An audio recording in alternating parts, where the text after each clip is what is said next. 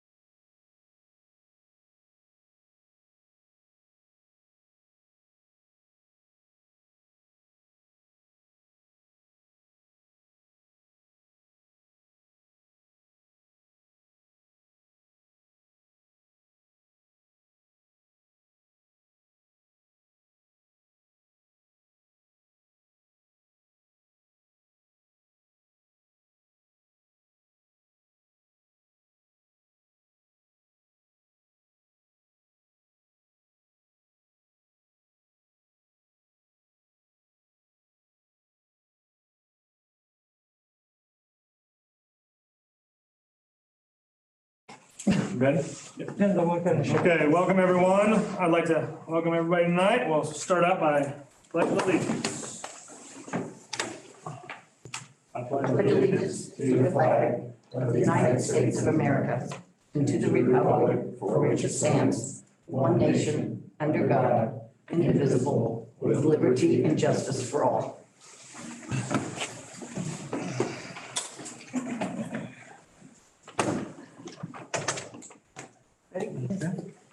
John Brotherton. Here. Bodo Johnson. Here. Mitch Wilson. Here. Joe Robinson. Here. Tyler Wilson. Here. Andy Graham. Here. 1, 2. Okay, everybody's had a chance to look at tonight's agenda. So if anybody has any changes, or if not, we get a motion to recommend approving the agenda for tonight. I make the motion. Mr. Robinson with the motion. Can we get a second? And second. Just try to look a second. All those in favor? Aye. All those opposed? Okay, done nothing. Item number 3. Okay, I'll go ahead and make the motion that we move into closed session for the purpose of discussing litigation, employment compensation, and collective negotiating matters. Is there anybody to second that? I'll second. Okay. So we are now moving to closed session. Do we have to vote? Yep. Do we have to go ahead. John Brotherton. Aye. Bodo Johnson. Aye. Nikki Pettit. Aye. Mitch Wilson. Aye. Joe Robinson. Aye. Tyler Wilson. Aye. Andy Graham. Aye. All right, before we mute to the TV, just so everyone knows that we will not restart open session any earlier than 6 o'clock. I don't know, we don't know how long closed session will go, but hopefully we'll time this out right and we'll be done around 6 o'clock and come back in and reconvene to open session for regular business. Okay, I'm going to mute it now. Did it work? Did it not?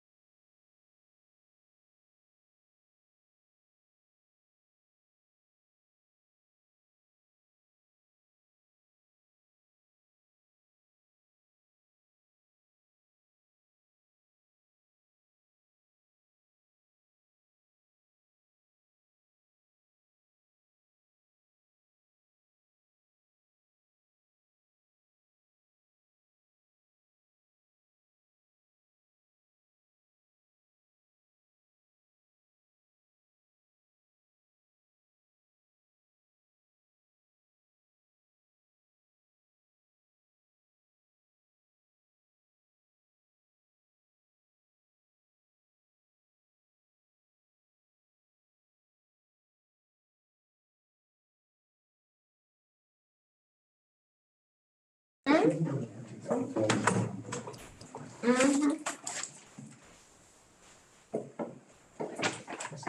we got it right. You get in touch with me?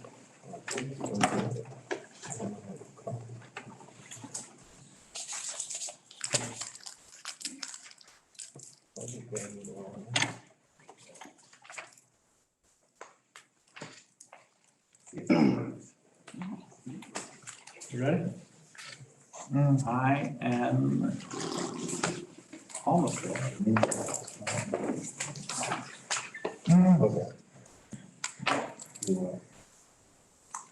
Okay. Okay, thanks for sticking around, everybody. At this time, we need a motion to reconvene to open session. I'll make the motion. Mr. Tyler Wilson with the motion, can we get a second? I second it. Mr. Joe Robinson with the second. All those in favor? Aye. Any opposed? Okay, motion carries. Okay. Hannah, you ready? Yeah. Okay. Item number 5, public comments. What's that? We did all in favor. Yep. Yep, first up, public comments, Deborah Sweat. You only have 3, we should be good. All right. I'll start when you start, Ms. Sweat.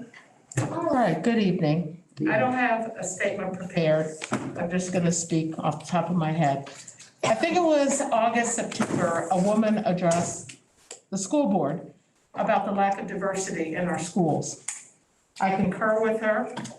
I didn't like the fact that you dismissed her without comment, which I don't like that in general, because you guys should engage the community and parents.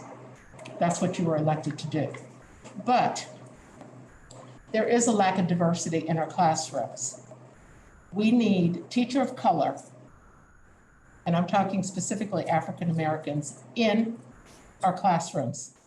There are African American teachers who are qualified to teach in this school district.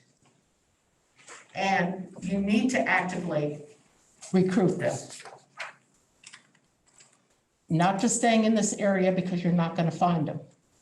You're going to have to step out of your comfort zones, and there are methods that can be used to recruit. I used to recruit at the University of Illinois, so I'm familiar. I shared that information when Geraldine Lee was principal at RTHS, my contacts for recruiting. Another issue, they should not. Parent involvement in the schools is great. We need parents to be seen in our classroom. Parapros do not substitute for teachers.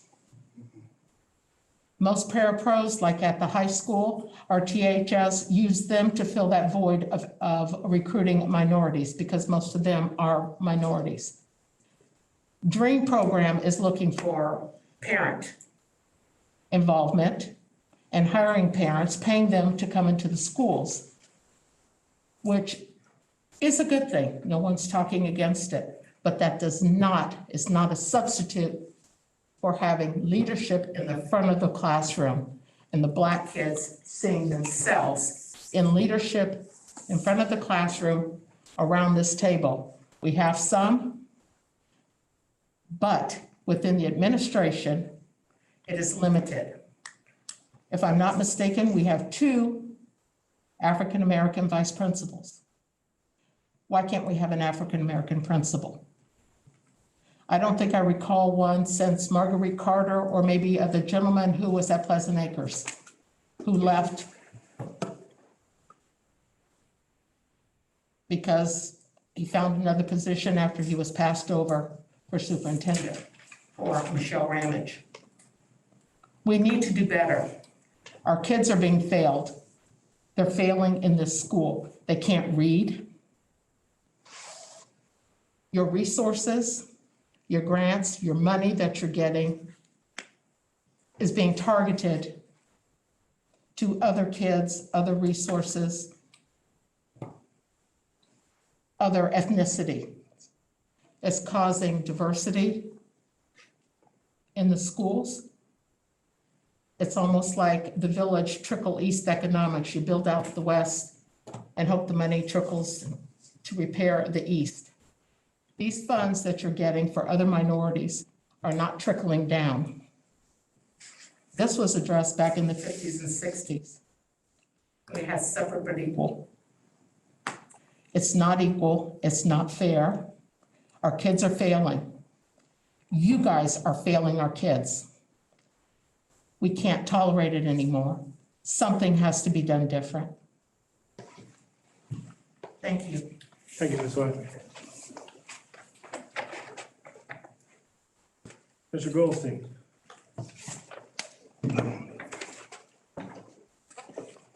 Good evening.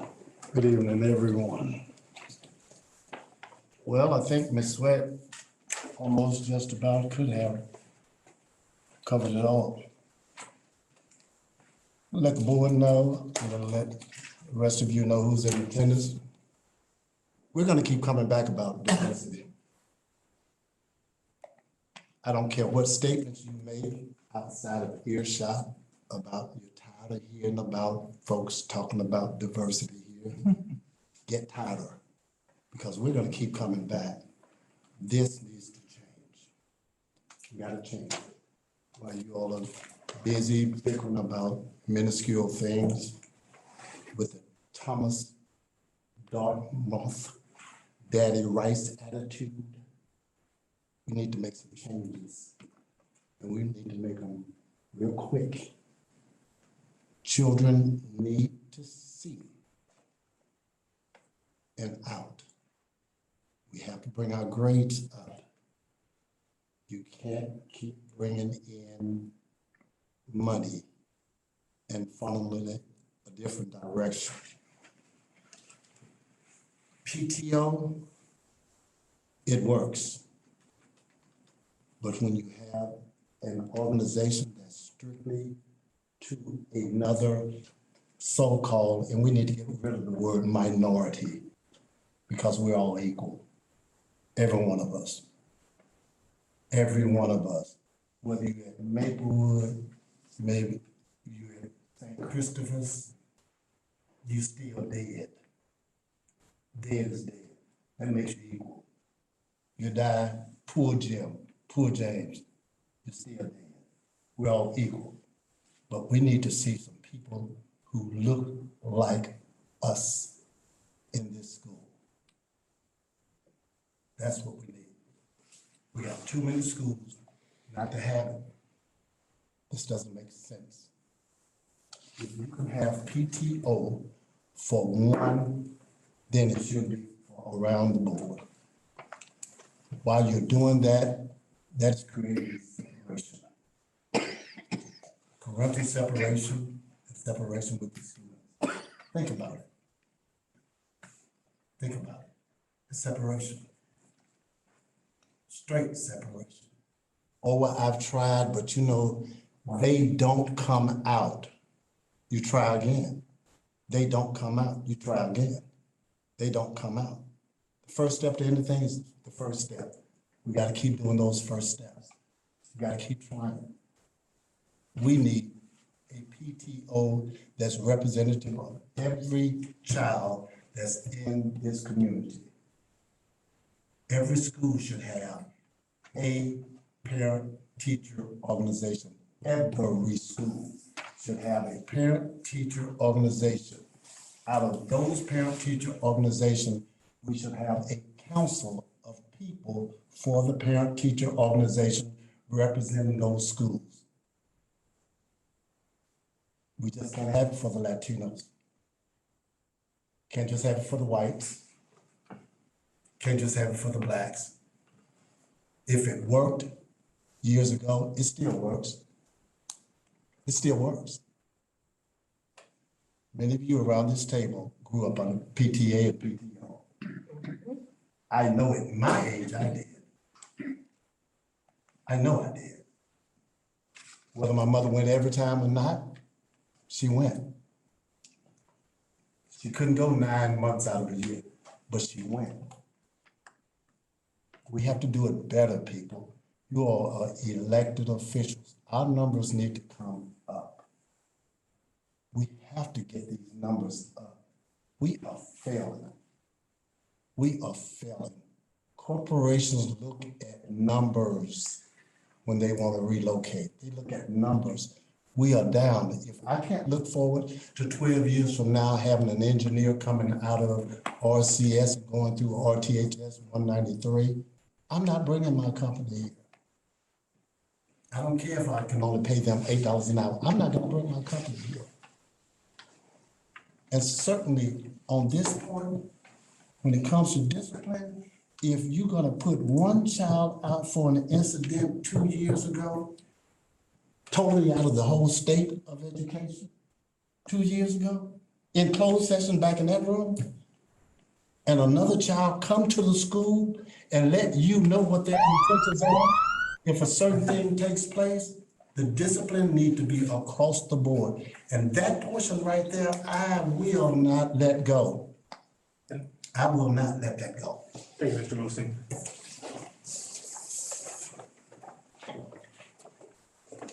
Ms. Haynes, Yes. you're up. Can I just sit here? Here, Okay. Oh, yeah. we can hear you from there. Yes, sir. I know, everybody can hear me. Okay, I have a question for you. I know you're not gonna answer them, and that's okay. But you ask parents, you ask community members, everything. If you got something, bring it to us. We'll get back to you. I don't think that's so true. I've been waiting several months now to hear back on an incident I brought to the board. Still have not heard anything about that. The other thing is, Mr. Scott, I'm sorry, but, you tell it, call anytime. We had an activity, which was the back to school book bag thing, which the mayor had asked me to contact you about something we were thinking about having over there. I called you 5 times. I even came into the building, wrote a little note, could you please listen to your answering machine? I'm sure you got that. And I had another board member tell me that they would call you for me. And I thought, no, and I did say to the board member that, no, let's see if give him a chance. It's that time of year, school's starting, a lot going on. And he never did call me. So the school missed out on a good opportunity there with the back to school thing. That's all I got to say, but if you're gonna tell people to call you, if you're gonna tell people to come talk at the board meetings, then at least follow up with them, guys. Okay? Thanks, Lois. You're welcome.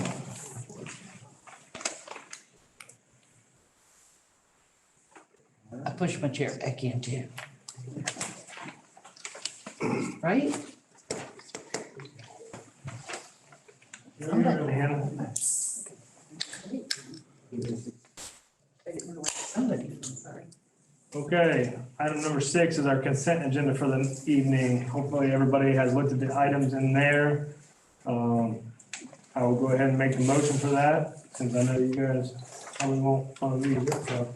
I'll make the motion. I got 2 questions. Okay, okay. Well, let's make the motion and second, then you can have discussion on it. Do what? We'll make the motion and second, then we talk about it. Sure. Okay? Make the motion to approve the consent agenda items, including personnel report as submitted, with the stipulation that each individual is required to comply with all requirements for new hires as indicated in Illinois statutes and RCS board policy and procedures, including ratification of bills prepaid by finance manager under board policy 4-50. Do I have a second? I'll say. Okay. What's up, Mitch? Just looking through bills and stuff like that again, there's always a couple things that usually catch my eye. And so I saw that we painted the sheds over at Ader and East Lawn. They do look nice. For $10,000 and $14,000. Just a question on, did we get any second, third, fourth bids? Did we ask anybody here in town? That's one thing that I've brought up several times, is why are we not asking people here in town that paint and do some of these things? I just don't know what we have with Bro and Russo that we keep giving them money, but. Do you have anything to say? Shannon would be the one who arranged for the painting of the sheds, and we did every shed in the entire district. Right. Those are the two that just, She usually gets price quotes from various people, so, but this isn't a biddable project. So you get multiple, that is under the law, you just get multiple quotes and choose the best one. and going back to that, I've heard that several times now that, you know, this is a Shannon thing. She just, you know, goes with whoever. But I still have contractors that, or wholesalers that contact me, knowing that I'm a board member, saying that they've tried to contact Shannon to try to give her a bid, to try to see if they could beat something. And again, she doesn't return any phone calls, emails. Same thing when we bought those, I talked to Dr. Woods about this today. The 5 air purifiers for the nurse's office, we spent $27,000. So I just reached out to another wholesaler today in the area, and they have air purifiers for $2,300. RTHS bought 100. Urbana and Champaign all bought air purifiers for their school districts. They went with a cheaper model for $385. We spent $27,000 on 5. And again, I continue to ask, who is saying, why are we spending this money on this when we can get the same exact thing at a lower cost? I get it, we have money. I get it. But when's that money gonna run out? It may never run out. But can we save some for the next generation? And it's. Are you sure they're the same? Because I would highly question that these are the same units, because I actually went with Shannon to multiple vendor shows in which we got demonstrations. And I know what Champaign bought was almost $18,000 per classroom for what they were purchasing. The one that's $2,300, it recycles the air in the room 6 times every hour. Yeah, ours is every 30 seconds. But when somebody opens the door, what happens to that air? These are for the nurse rooms where. I know, but when somebody opens the nurse's room or stands there with the door open, now they're letting that bad air in, and It's just temporary, and then when the door closes again, it recirculates it. I totally get that. I'm just saying, we spend money, we spend so much money every month. It's clear that we do look for the best prices. And no. I don't want you to think that we just are like, oh, Bill, come on over. That's what I think, and that's what a lot of people think, is we just have this abundance of money, so we just throw it away. Yeah, that is not how the procedures that we follow. Is that the only one you wanted to question, or? Those are what you think. Okay. Does anybody else have any questions on the consent agenda items? If not, we'll be ready for a voice vote. Go ahead, Hannah. John Brotherton. Aye. Moto Johnson. Aye. Mitch Wilson. No. Joe Robinson. Joe Robinson. Aye. Tyler Wilson. Aye. Andy Graham. Aye. All right, I need to raise a point of order. We cannot vote no on a consent agenda item. So we're gonna have to go back. And is there a particular item, Mitch, that you are opposed to voting on? We need to remove. I'll change my vote to yes. It's fine. Okay. We would just have to do a separate vote. Yeah. Okay. Is all. Thank you. I was getting ready. Okay, item number 7. Russ, welcome. Thank you. Yes, this is, everyone, this is Russ Lee from Russ Lee and Associates. That's what I would name my business to. There you go. And annually in the October meeting, he presents the annual financial report. Really, he's presenting the audit. Thank you, Mitch. Really, he's presenting the audit, which the audit is what goes into our annual financial report, which is submitted to the ROE and to ISB. Okay. There Very good, yeah, every year you're required to have an audit by ISB, which we submit to the state board, an annual report that we submit electronically, as well as the financial. We're gonna just kind of hit some of the highlights on the financial that you got here, and Board members, it's this lovely book. it's that lovely bound book you got, lots of You pages might in refer there. to some page numbers. We're not gonna go over every page, obviously, we're just gonna hit some keys on it. Just kind of give you a picture of where you're at. Clean audit, we didn't have any issues with the school code or state statutes, everything expenditure wise, accounting wise is in compliance with what the statute says, with what the school code says. So no issues there. The first couple of pages in that bound copy are the opinion pages, which are clean opinions, unqualified opinions. That's what you get. That's what the state looks for when we submit it to them, to make sure that there were no issues with the compliance, and there was not. So clean audit, books are in good shape. We didn't have any issues there at all. So that's good. That's the purpose of the audit. That's what we look for. Skipping up to page 3 is the statement of assets and liabilities and fund balance sheet, whatever term you want to use. And I basically look at 3 key funds: education, operations and maintenance, and transportation, because those are the kind of the 3 key operating funds. The other funds are kind of just established and you could have certain limitations to them. These are the kind of the 3 key funds. I will tell you, you're on the state recognition list for finances, whatever that means, being on the state of Illinois recognition list. May, I don't know, It's better than not being. yeah, I guess it's better not. State of Illinois giving you recognition for being financially sound, I guess, is good. You'll get a certificate next spring probably that Scott can put on the wall and throw darts at or something when the state doesn't do something. So that's good. You got a score of 3.9, which is you have a possible 4, and then so you're right at almost the max is what you can get. And that's based off of fund balances and expenditures, what you've spent, what you've taken in and everything. So again, that's just a kind of a sign that things have been pretty well maintained around here, and we can see that. On page 3 then, yeah, these are your fund balances for each one of the funds. And the only reason I show you this page, there is one new little factor. If you've been on the board for a while, you've heard me talk. There is one new number up there, that student activity fund cash. We now show in the education fund of $44,000. You can see your fund balance is $11 million in the education fund, which is the biggest fund, obviously. We now have added it in the student activity funds, which we never have in the past. The state is now having us add that in there because you flow a lot of money through student activities that used to be off the books, kind of, so to speak. State's now having us put it on there, I think in essence, maybe to affect the EBF, your evidence-based funding, because some of those numbers now will tweak that a little bit, maybe. Might put one district in from a tier 1 to a tier 2 or something like that. So I think the state's just looking for ways to cut and slash. And so they see you've got a lot of money going through activity funds that are off book.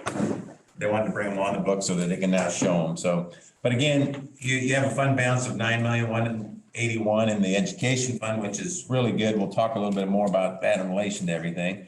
Your fund balance in the operations and maintenance is 1.3, which is good. And the other key operating is transportation, which is 849. Those 3 funds really in very good shape. And we'll look at that in relation as you look at other funds, tort, fire prevention, those are all restricted things that have restrictions on them. So there's only so much you can accumulate in those because they have restrictions on what you can spend them for.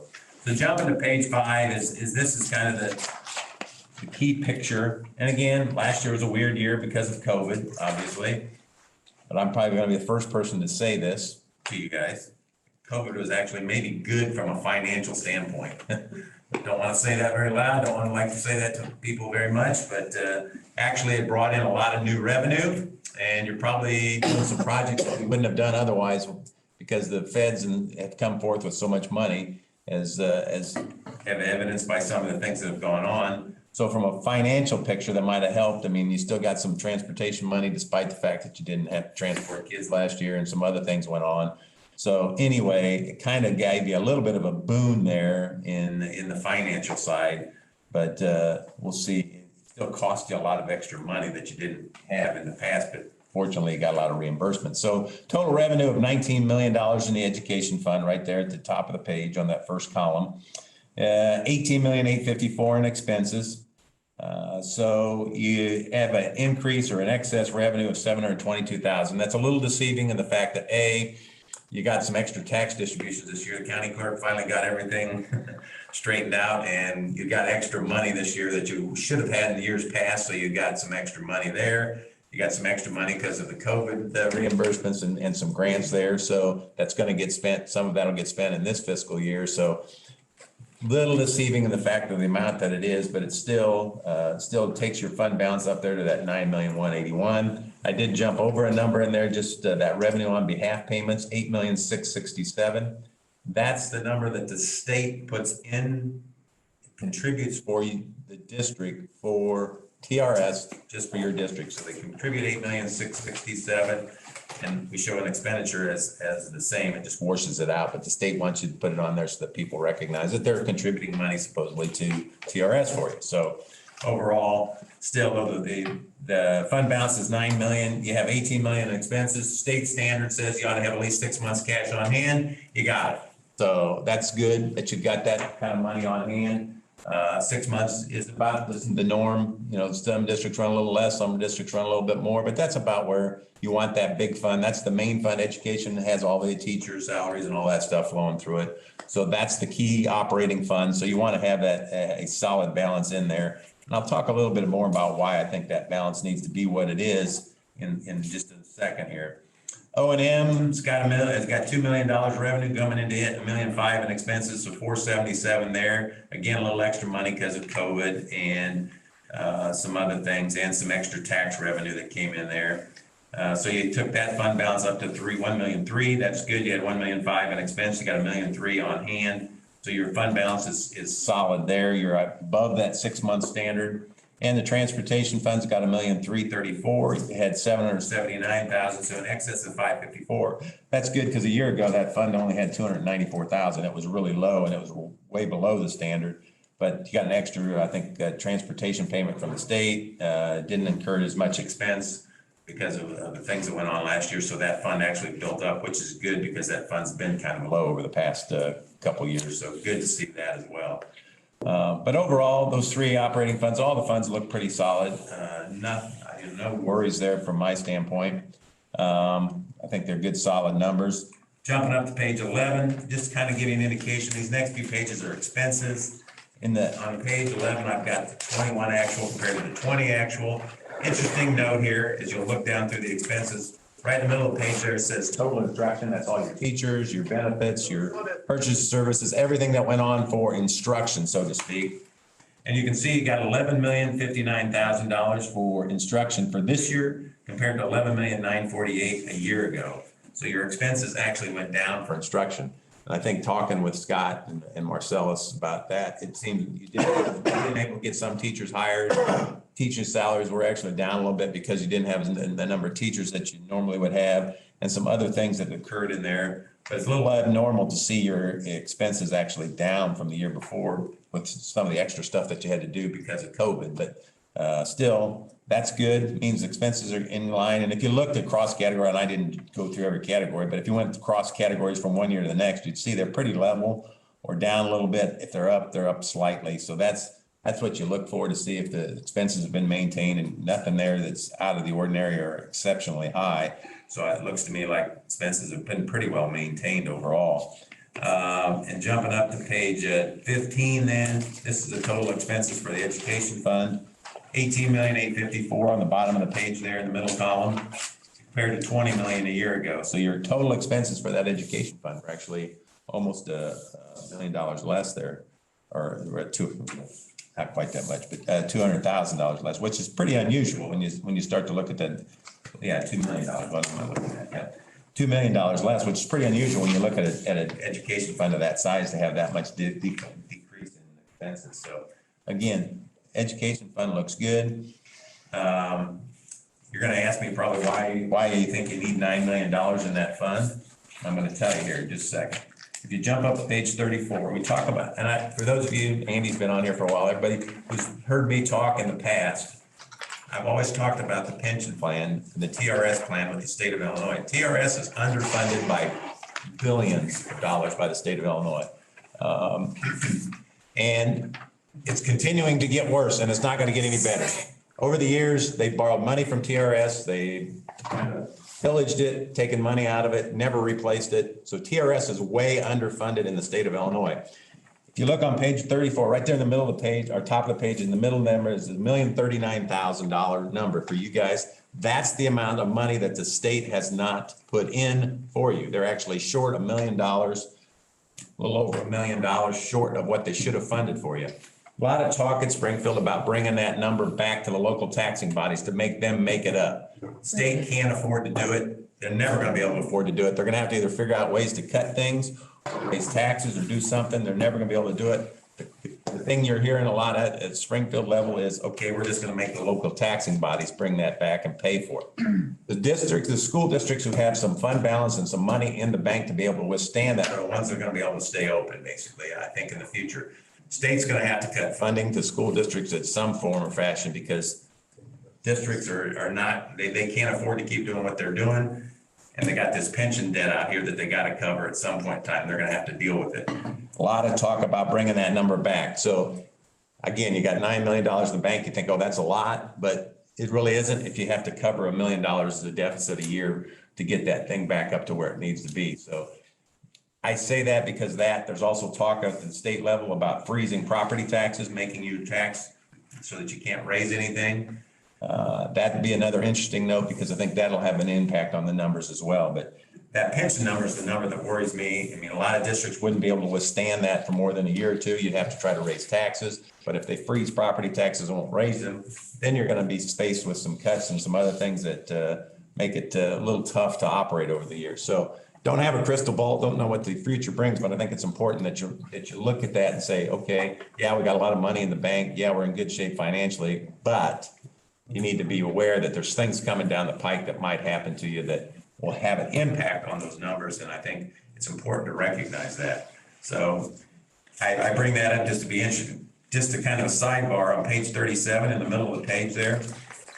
I talked about TRS being so short. IMRF right there, this is IMRF, this is part of the IMRF note. Right there in the middle of the page, there's a number that says 973,000, but you notice it's got brackets around it. IMRF is overfunded for you guys. It means they put in more than they've needed to so far. So if you're on IMRF, you're golden. You're going to get your pension. You're going to get full pension. You're going to be in great shape. If you're on TRS, there could be some questions down the road as to whether you get the full payment or whether you get it because there's not enough money there. But if you're on IMRF, they're overfunded. They've never done anything to IMRF over the years, left it just kind of sit there and grow. It's been well invested. It's been taken care of. So IMRF is in great shape. For those of you who outside of the district are on IMRF, you're golden. You're going to you should be in great shape on your finances. Those on TRS, we've got some questions there as to how we're going to be able to take care of that thing in the future, especially with a lot of young teachers coming on board, and what do we do with them, and how do we fund for them? So I think that's why it's so important to look at that number and say, hey, we've got some issues potentially down the road that we're going to have to deal with. So I think that's why I'd say having a fund balance is important. I think it's good to have that, to be prepared for what's coming down the pike, and we'll see what happens. And again, just jumping a little bit ahead, pages 40 through 42 are all your debt that you've got. You got a lot of debt on the books, but still got plenty of coverage on that. You've issued some bonds along the way, and these schedules kind of give you a payout of what your debt is. Page 43 is actually kind of a summary page of all of them that are coming out. I think that's an interesting page to take a note at and look at. But again, that's probably it, unless somebody's got some specific questions. I think overall, though, obviously your numbers are good. Books are, your balances are solid. You should be in good shape for a while, barring craziness. Again, good to have money in the building fund in case a boiler goes down or something happens. Transportation fund is up there now where it needs to be where you got to educate fund. So I think you got a good shape financially. So that's the big picture on the side. Finding wise, there was no one finding. I think was just that we had some issues with some withholding accounts on the books that hadn't gotten reconciled that we had to reconcile. But that's a pretty minute detail. So overall, good shape and clean audit. Questions? You may have any questions for us? Nice to talk to everybody. No, thanks, man. Yeah. Appreciate it. Ask him questions now, he charges by the hour. He's here already. Yeah, there you go. All right. Oh, we are gonna, I was informed by Mr. Lee that we don't actually have to vote to approve this.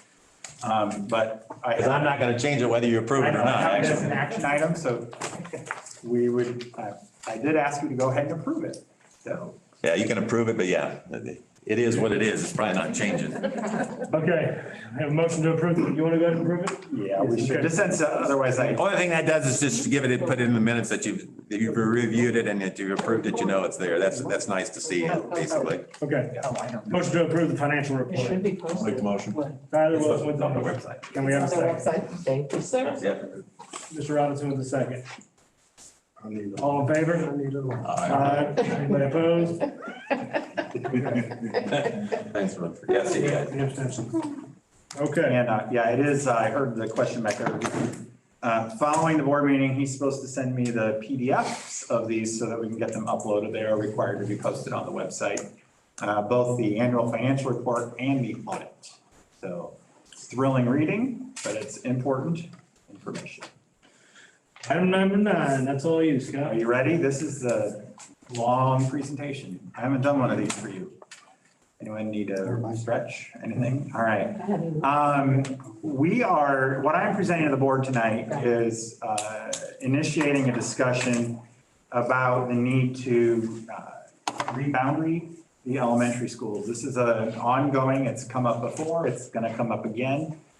Because the way we assign students to elementary schools is based on address, and as demographic shifts happen within the community, school enrollments shift. So I'm gonna go through that with you. Some ideas for planning, and this is not an action item for the board tonight. This is a discussion item, but there's a lot in here. So this is why I need to bring reboundarying to the table. First, East Lawn is overcrowded. We have about 150 more students at East Lawn than we do at the other 3 elementary schools. Meanwhile, we have vacant classrooms at Northview and Broadmeadow. We have uneven class sizes. You could be in a first grade class that has 13 kids or a first grade class that has 22. Depends on what school you go to. It's very uneven. We have nearly equal support staff to buildings regardless of enrollment. So for instance, East Lawn has 2 administrators, 1 nurse, 1 instructional coach, but they have 150 more kids than Pleasant Acres does in grades K through 5. Inefficient bilingual program staffing. More than half of our bilingual students are in a split grade level classroom. That means 6 of our 11 bilingual teachers teach 2 grade levels at a time. And we have no monolinguals currently in the district. A monolingual is how I refer in this presentation to English only speaking kids. Okay. They might speak another language. They just don't speak Spanish. So we have no monolingual students who are in split classrooms currently in the district. We also need to acknowledge that we have some additional work to do, especially at our early elementary grades, particularly in the area of reading in those early grade levels. So these are challenges we're facing. The only thing that is an immediate need to address is East Lawn crowding. But I'm hoping we'll take this as an opportunity to think a little bigger and consider making some bolder changes for improvement. All right, so here are our current enrollments. And so this slide is talking about East Lawn crowding. If you look in this area here, we have general education students. So Broadmeadow has 244 general education students. Those students are not in self-contained special education programs. That's what that means. So there are special education kids, but they're not in self-contained programs. So we have to think of them separately. The majority of our special education students are fully mainstreamed in regular education classrooms, and you would not have any idea that they are receiving special education services, at least you shouldn't. East Lawn has 359 students. Of those 359, 162 are in the bilingual program. Northview has 212 students, PA has 205. Now, there are more students who attend school at Pleasant Acres because Pleasant Acres has the pre-K program. But the reason I'm presenting it this way is the pre-K program is this totally separate standalone program. It could go anywhere. And it was not that long ago that we had pre-K classrooms in every school, all four of the elementary schools. So right now we have it all consolidated into one. Current enrollment is 109 students. In pre-K, we can go up to 165. And note, because there's teachers in the room that are going to catch me, these are enrollment numbers from October 14th, and they change every day, our enrollment numbers. So, but you can see what our totals are for those buildings. So Northview has 4 self-contained special education classrooms. Broadmeadow has 2, and that's what we're talking about there. Yeah, the lights are gonna go out. That's how thrilling I am. Class size averages. So this slide is showing you for our general education monolingual classrooms. So this is your typical English language first grade room. The way to read this is, so I'll look at first grade. The average class size in first grade is 17.3. That is great. Okay, but you might be in a class that has 20 kids, or you might be in a class that has 15 kids, depending on what school you're in. The biggest disparity in those numbers is up here at 5th grade. Arguably, it's not as much of a problem in the older grades, but teachers would say otherwise, perhaps, is that we have a range of 8 students.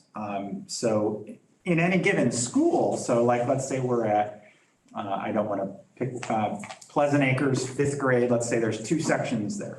Those 2 sections are usually even.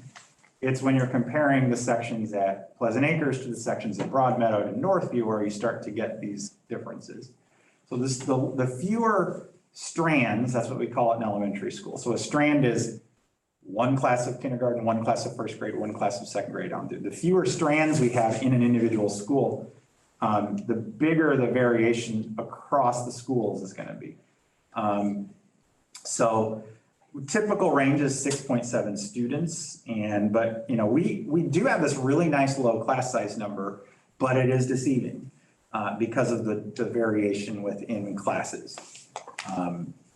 Equal support staff by building. This is another challenge right now. So this is just a demonstration. I took these are our non-self-contained. That is not the right number. So this is the general education students. So again, look at East Lawn. I'm just showing how they have 2 administrators. They have this number of social work nurses, art. So we're staffing them all equally right now.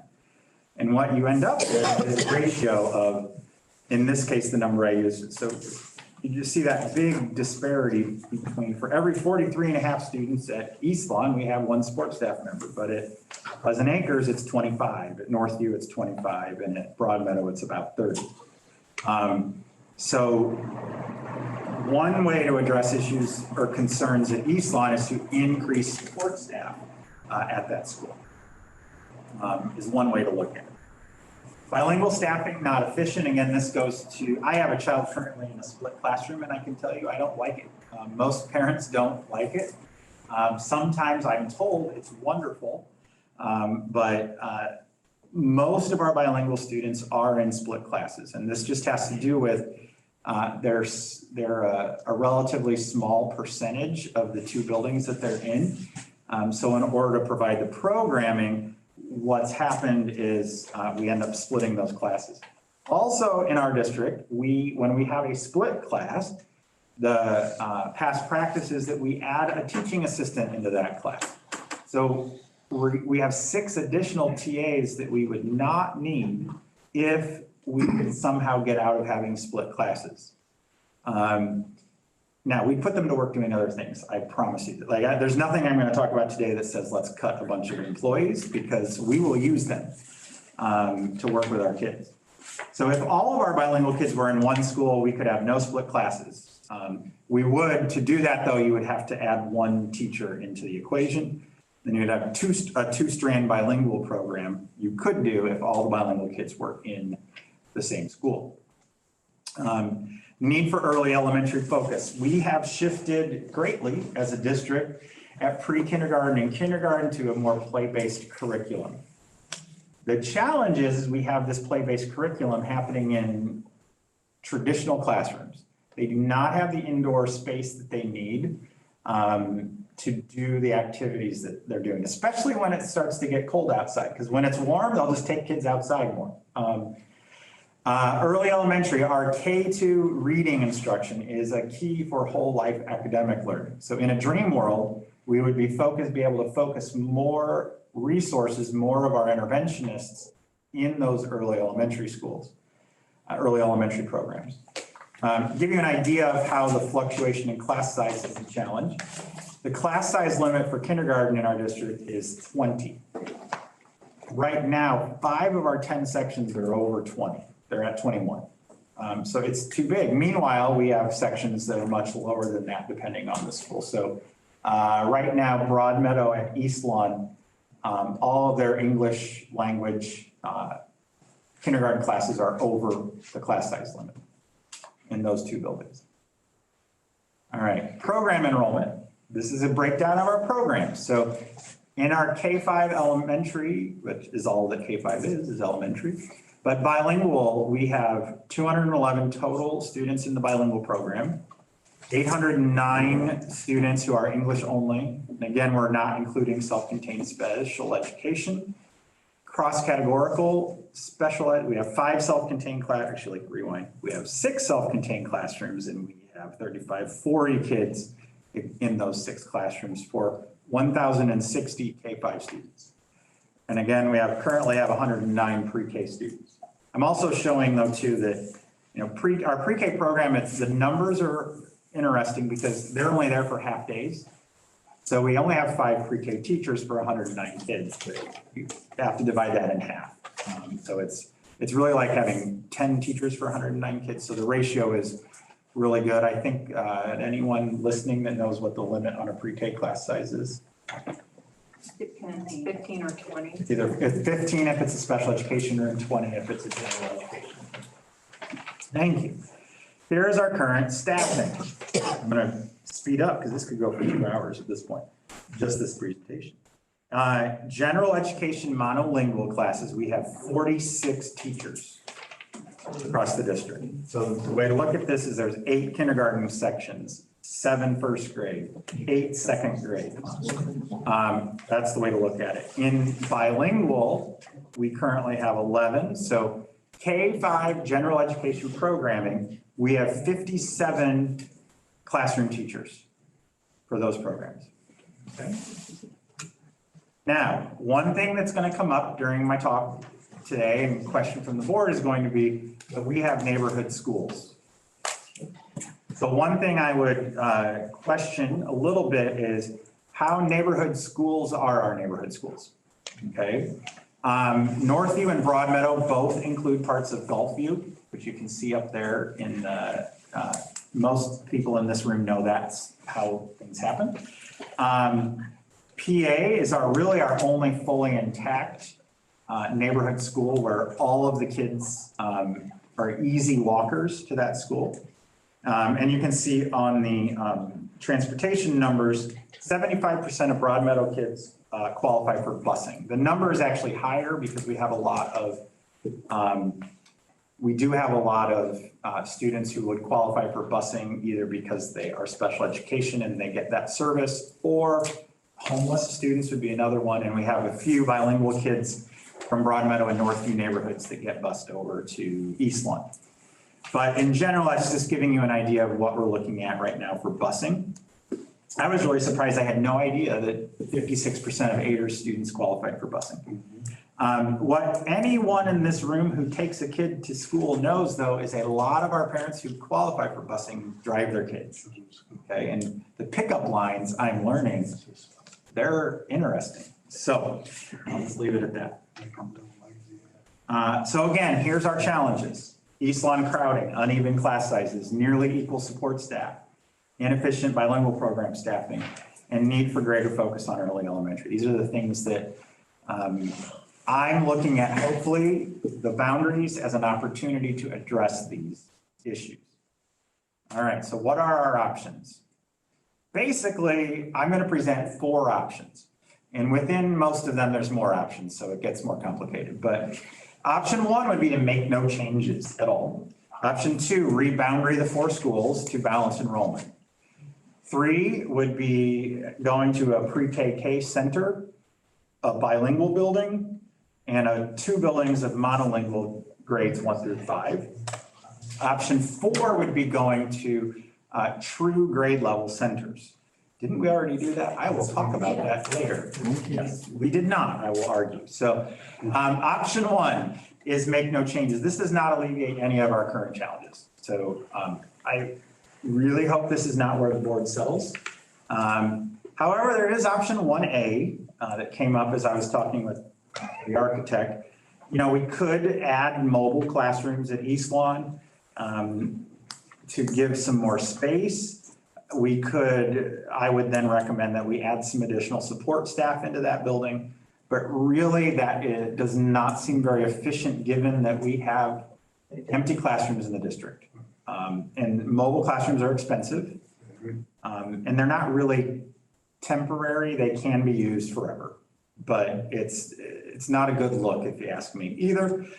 Just visit some of the Champaign schools that I think Jefferson's had mobiles out front for about 10 years now, so. Option 2, reboundary the 4 schools to balance enrollment. Now, this would help alleviate crowding at East Lawn. It would help us balance out enrollment staffing ratios. However, we will be back here in another 3 to 5 years to talk about doing the boundaries again. Can I ask Yes. a question? When you say reboundary, and you're talking about East Lawn having over 100 kids more than some of these other schools, then why are we allowing some of the kids that live in certain neighborhoods to go to East Lawn when they should be into another school in the first place? So Because, the way I'm looking at it is you're putting them in East Lawn for a reason. And it's more because they're Latino. And that's where majority of the Latino kids go. So now you're saying let's read boundary. Are we now gonna split all the kids in all the areas, Latino or not? Or are we gonna keep doing what we're doing? We're gonna read boundary, but still, we're gonna still shift them into one school. See, that's where you're losing me. I don't understand that. I think it makes a lot of sense what you're asking, so thank you.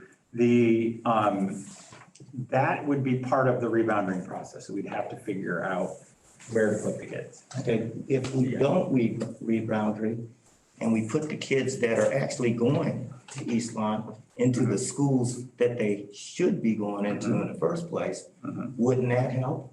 Have you looked at that part of it yet? Yeah, we could do that, but legally, we have to provide the bilingual services. Okay, I understand that. So when we shifted 3 years ago to the bilingual program, how it is, the vast majority of our bilingual kids live in the East Lawn and PA neighborhoods already.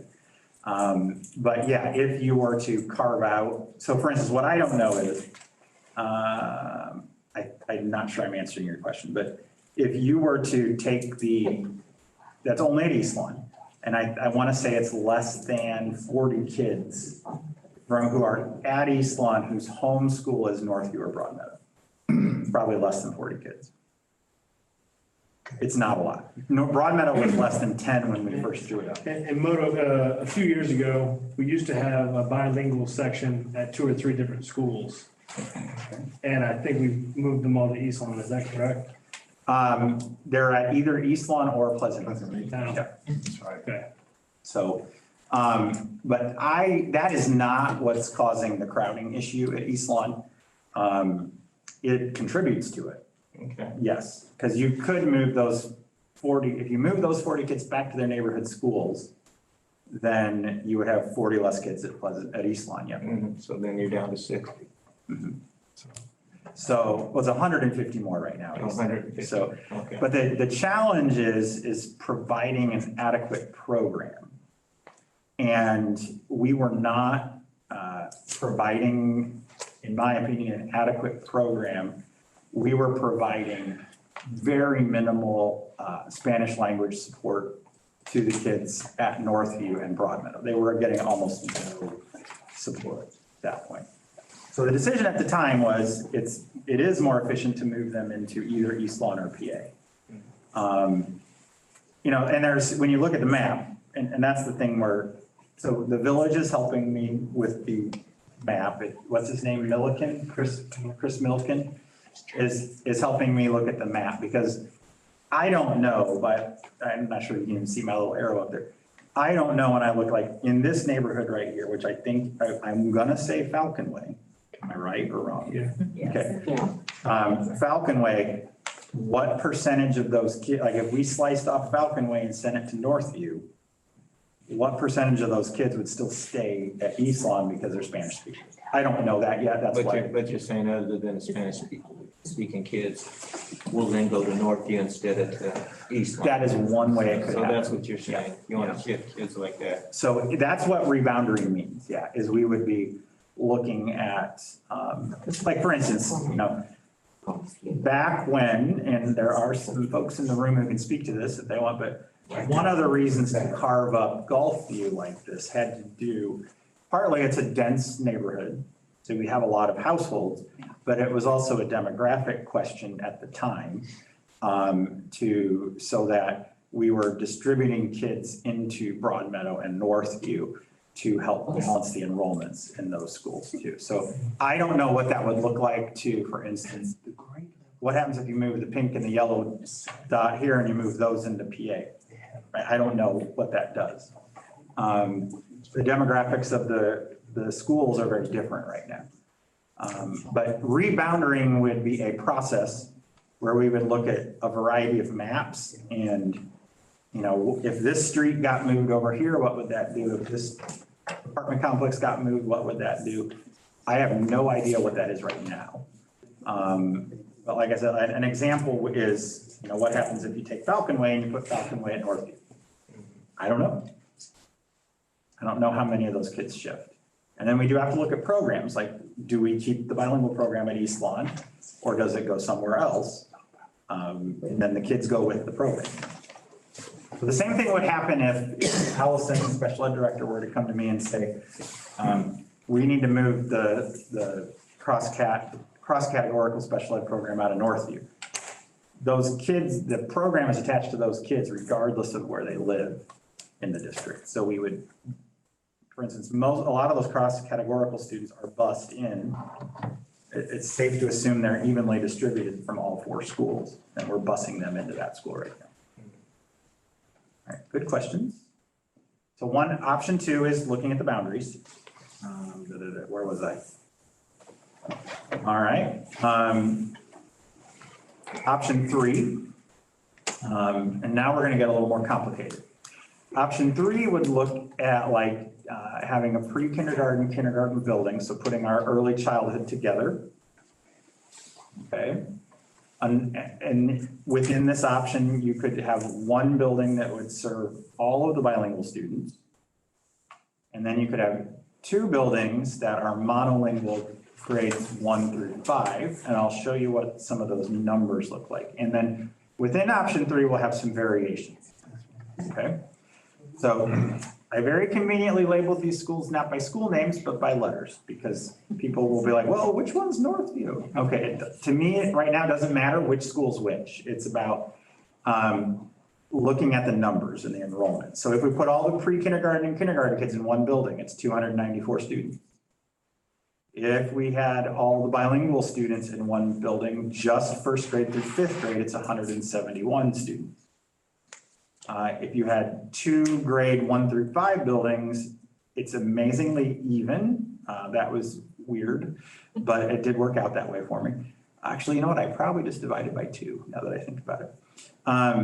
So it would be even. Now, I already see a problem with this one, which is this is an awful low enrollment compared to the other 2 buildings. Okay. Option 3B would be looking at, the only change here is taking school B and add a monolingual strand. So add a section of 1st, 2nd, 3rd, 4th, 5th that is English only. That would bring in about 90 kids. And then now we have the 3 other elementaries are really pretty closely balanced. So, I don't remember where I did this. Oh, I have positives in a minute, but one of the positives of 3B is it does set us up as a district to begin to look at a true dual language program where English-only kids could be in a Spanish language immersion program to learn Spanish. That would be quite a process and quite a commitment if we wanted to do that. Option 3, possible staffing and enrollment for monolingual. So if you went with either version of option 3, I guess I'll just jump down to the bottom line here. The efficiencies you would get in staffing would be, you would need 3 less teachers. And again, I want to clarify, I'm not looking to cut any teachers. I'm looking to use those 3 teachers doing things differently. It would give us an average class size of 18.8, and it would give us a max enrollment of 988 when we currently have 809. So long-term, we're not really looking to have to add any teaching positions because we have capacity to absorb about 179 more kids, which that would take a while for us to get enrollment up that high.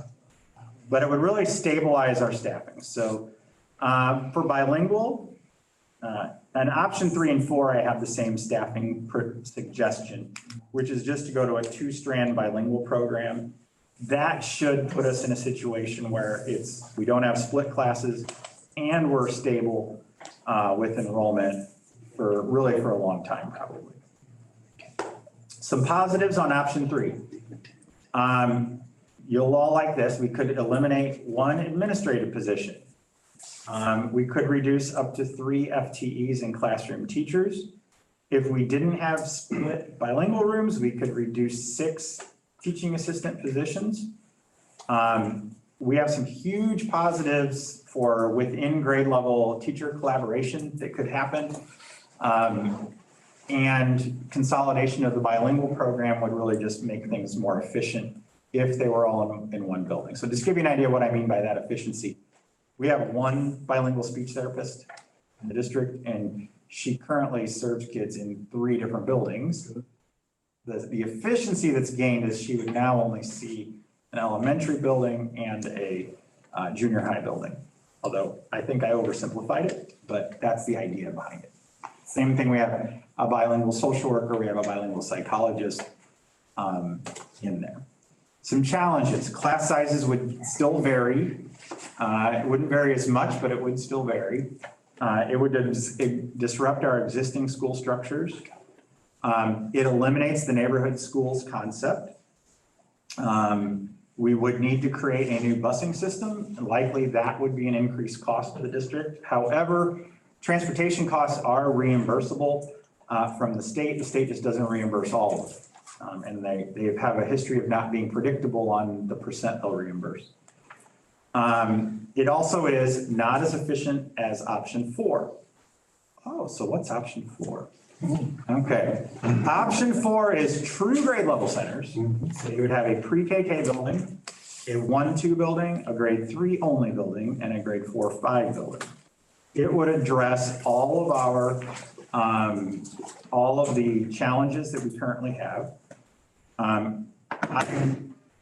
What I will say about what happens in this model, in my opinion, is we would probably shift the way we look at support staffing. So instead of saying 1 social worker per school, we might look at, say, let's have 1 social worker or 1 administrator per grade level. And that makes more sense in a grade level model like this. So didn't we already do this? No, that's what I'm going to argue. I heard some in the audience. So RCS once had 2 K-1-2 schools and 2 3-4-5 schools. We had, I think some folks refer to them as sister schools. RCS has not had true grade level centers where all elementary students of the same grade were together. We have not seen that, at least in the last 30 years that I had to. Option 4A, so here's the true grade level center model. A pre-KK school, a grade 1-2 school, a grade 3 school, a grade 4-5 school. Within these models is the bilingual program. So you would still have your bilingual, you'd have the grade 1 bilingual kids and the grade 2 bilingual kids would be in school B. School C, the grade 3 bilingual kids are in that school. You're gonna have a lower enrollment, say in this school C. But again, if we're looking at staffing by program, by grade level instead of by building, the ratios for support staff would be better. Why grade 3? I do have to explain. There's some rules as far as with special education programs and the age span of students. So for instance, we have a life skills classroom at Northview that has kids, kindergartners all the way through 5th grade. That's okay to do at Northview right now because they have general education students in all of those grades. It's a different scenario if we have kindergartners in a school where all the other kids are 5th graders. That's creates some issues for special education. So in my opinion, option 4 is our most fair and most equitable option.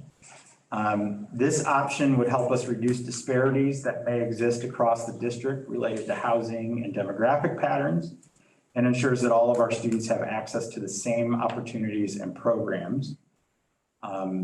At the same time, there are a lot of efficiencies gained in option 4 that would allow us to improve teaching and learning, as well as redeploy resources to our greatest needs. Option 4, some positives. Again, we could reduce 1 FTE in administration. This model would allow us to reduce up to 8 FTEs. An FTE is a full-time equivalent, sorry, a teaching position. We could reduce the 6 classroom assistants. This is the cool part, I think. One of the cool parts is class sizes at a grade level would not vary by more than 1 student. There would no longer be a class with 24 in kindergarten and then another school where there's a class of 13. That would not be able to happen anymore. The variation would only ever be by 1 student. Within grade level teacher collaboration, it changes the game in our schools where if everyone in my school teaches 3rd grade, when I meet with the teachers, I'm talking about 3rd grade. I'm talking about how we fix and work with 3rd graders. I'm the principal. I'm evaluating 3rd grade. I am not evaluating, I'm not having to be an expert in all 6 grade levels that I currently have and know the content and curriculum of all 6 grade levels. It's helpful. I mean, our principals can do it, but really it gives us a much greater focus on what we could be doing in those grade levels. Within grade level teacher collaboration, I just said that. Greater efficiency and quality for SPED and Gen Ed co-teaching. So one of our big things we're trying to do right now as a district is be better at co-teaching. This is the model where we have special education and general education kids in the same room. There's 2 teachers. There's a special education teacher and a general education teacher. In this model, you know, let's say I have Rachel Palmer in the room and she's a 3rd grade special education, she is here, a 3rd grade special education teacher. She, right now our special ed teachers, so I think this is the case for Rachel, you're not allowed to talk, is she might be working with a kindergarten teacher, a 1st grade teacher, and a 2nd grade teacher. You know, in this model, she would only be working with 1 grade level of teachers and supporting kids in 1 grade level. In this model, each school would have 2 strands of bilingual and the opportunity for dual language in the future. So getting our monolingual kids an opportunity to learn Spanish. Oh my gosh, there's 2 pages of positives. All right. You guys aren't with me anymore. Everybody's falling asleep. Sorry. We're good. I'm not. If we were as a district to increase 1 social worker, we would then have a model where we would have a grade level social worker for each grade level. We don't have that now. You could theoretically loop the social worker. So the family and the student could have the same social worker from grade kindergarten through 5th grade. Okay? That I mean, that's just an example of some of the things we could look at that would be more innovative and supportive. Jokingly, though, sometimes the parents might want a different social worker at some point. It does give us a lot more efficiency in our SPED support personnel staffing. The amazing thing that happens with this model is every elementary school building ends up with multiple empty classrooms. And that would allow us to start doing some facilities planning to better fit the model of instruction that we're providing. So right now you have teachers and support staff who are working in hallways, who are working in closets. This model is efficient enough to give multiple empty classrooms back to each school. It's also a very long-term staffing stability thing. What you don't know yet necessarily, some of our board members, is that from year to year, like right now, I think it is Broadmeadow that has a floating third section. So third grade has 3 sections. Next year, fourth grade will need 3 sections. So every year they're having to put one teacher and shift somebody around. This would pretty well get rid of that. We would never again have to have a conversation about boundaries. And it eliminates petitioning. For most of you, petitioning is, what's that? It is interesting. I'll just say that. Right now, we do allow all parents to request to go to any school. And denying those does not usually go over well. So I've only been doing it for 1 season and it didn't go over well. So there's a lot of positives. There are some challenges. Again, it's similar to option 3.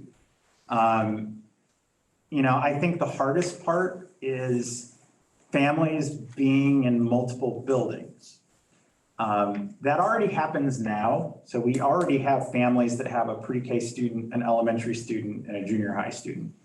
But in this model, you could theoretically, if you are productive, you could have 5 kids in 5 different schools in this model. So that does create some challenges for some of our parents.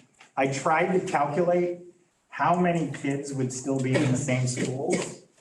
Like if I have a first grade child and a second grade child, like how often does that happen? All I was able to figure out was we have a lot of twins in the district.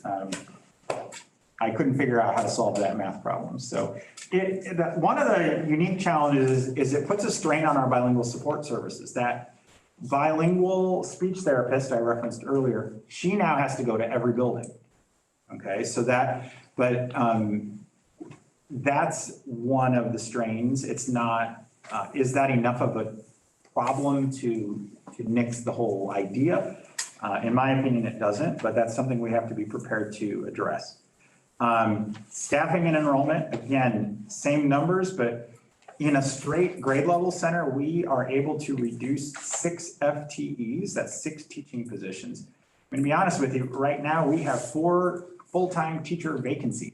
We can't fill the FTEs that we have at the moment. And that's a challenge right now. So this would reduce the number of teachers that are needed. So an example is right now we have 7 sections of 5th grade. We have a vacant 5th grade position in one of our schools. Well, in this model, we actually only need 6 sections. So those kids right now who have a full-time substitute teacher in this model would be in a school with a teacher. The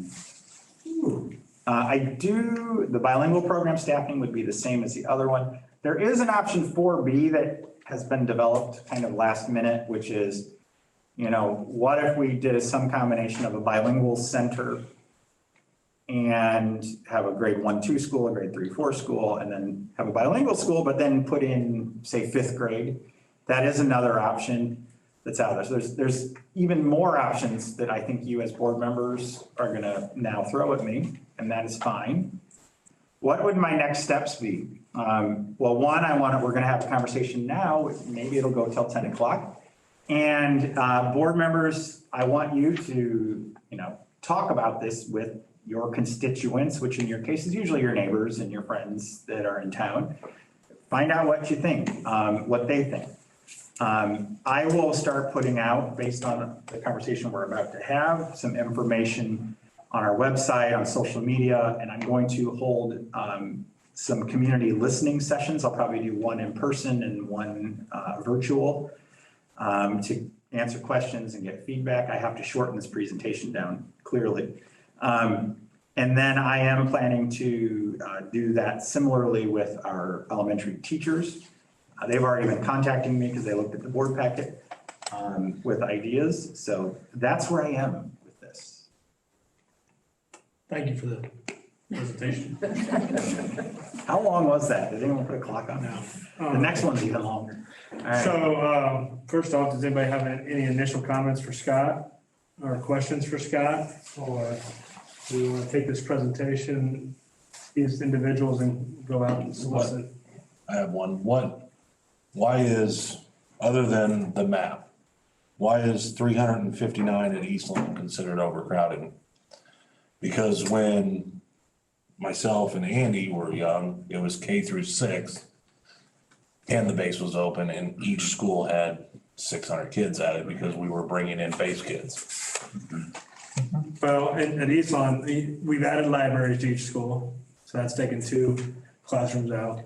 I believe at Eastlawn, we still eat in a classroom They're in the hallway. They're in the hallway. So I mean, we've taken classrooms out for other things that were not there when the school was.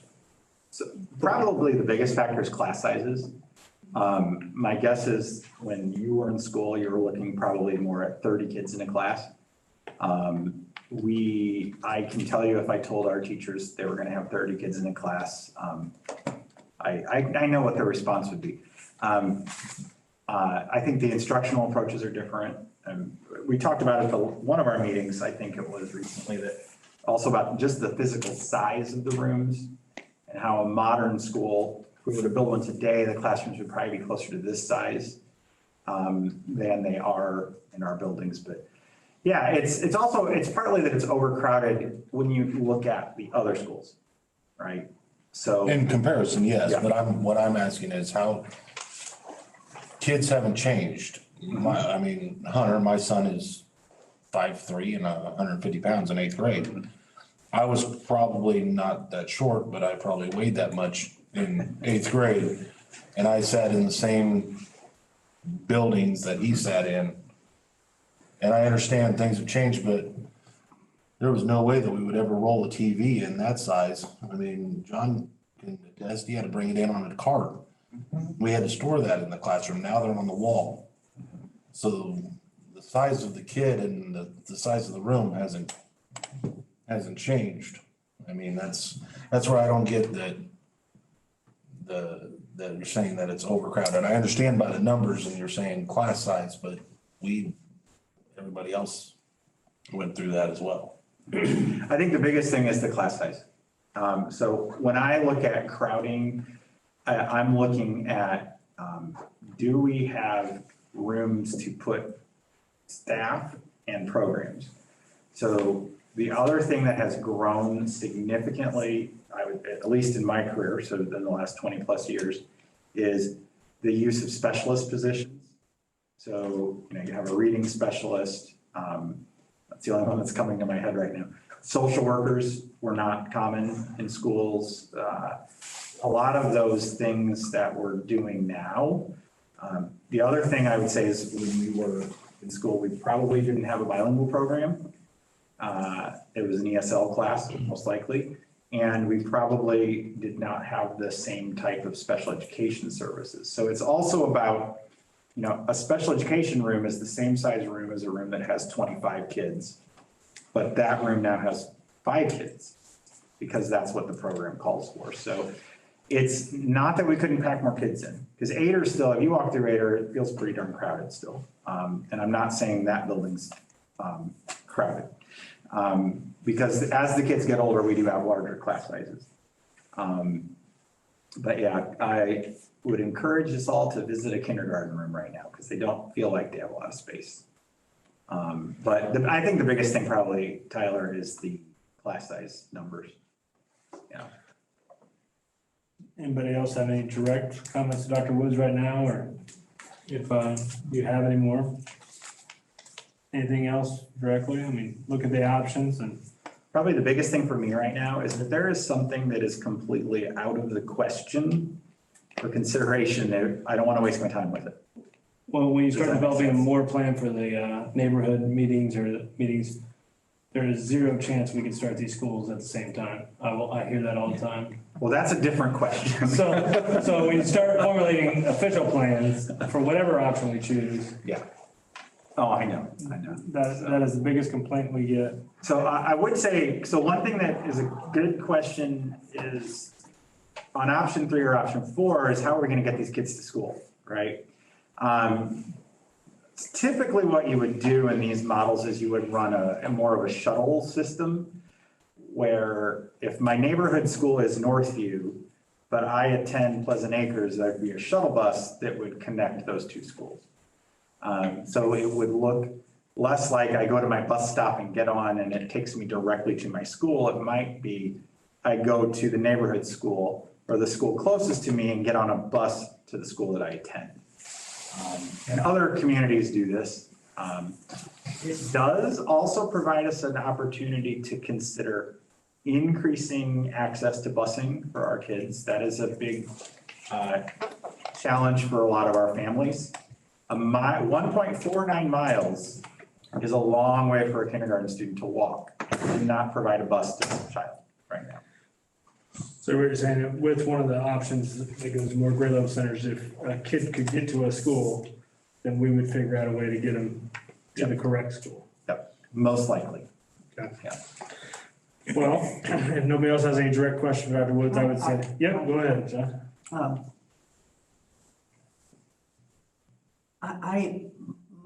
My biggest concern is what will have the least disruptive effect on parents, on staff. I look at these things and I don't doubt what you're saying about why 4A is maybe a real good idea, but it's gonna take more convincing on my part. I'm sorry to vote for that. I would like to, we need to address things, certainly. But at this time, with what's going on, I just would hope that we would really consider the least that we could do for the best result. And I think it's important. I'm glad you said that. It's important for me. That's why I put so many different ways that we could address it out there. And I want to, I definitely have a preference, but I completely respect the fact that it might not happen, and I'm okay with that. I'll be fine, because ultimately it's a community. It should be more of a community decision. And if keeping my kid where he currently goes to school or staying in, if I'm a teacher staying in the building where I am, is the priority, then that's probably where the decision will land, right? So I'm just trying to put out ideas. Minimally, I've got to figure out something to do for next year so that East Lawn either has less kids or more support. One thing I think, and the most important thing in my opinion, that we need to look at, and you triggered me thinking that when you said kindergarten. Mm-hmm. We had the issue at East Lawn where a kindergarten girl walked home and with nobody. How are we gonna make sure kids at this age, not only kindergarten, if we're shuttling from one school to another school, is on that bus? And then back again. I mean, how are we gonna look at that, or is there gonna be a sign-up thing? Is the bus driver gonna be responsible to make sure, and then all of a sudden you're putting more of a responsibility on the bus driver to say, okay, is that kid sick today, or is that kid, or is that gonna be a responsibility of a teacher or a person at homeschool that says, okay, I gotta make sure these 3 kids get on this bus to go to a different school. So I'm just Busing will saying, be a challenge. as a safety part of that and making sure we don't shuffle kids to the wrong area or the wrong part of town or whatever. That's a huge thing in my. There are a lot of pieces that we have to get right. If we were to go with anything within option 3 or 4, there's a lot of other moving parts that have to be thought through before we would finalize anything. Okay. So yeah, please get out and talk to people that are close to you, around you, schools, and this will be on the web, or it probably already is on the It web. is already, but I've got to tweak. I found some typos. I got to repost it. So we'll encourage them to go, and Scott will be getting out there, go to the parents and the teachers, so I'm sure as they see us around, they will be letting us know their ideas, so thank you for the time on that. Then we can move on to item number 10. All right. Okay. Student behavior and disciplinary practices. So this came about, and I'll just throw it all out there. So when the disciplinary process, before I get into it too far, typically the building principals, discipline and behavior starts in the classroom. So that's the first step. If a teacher needs support, they then go to the building administrator. The building administrator, when they're assigning a consequence, so at this point, it doesn't usually get to the conversation with the board or conversation with me.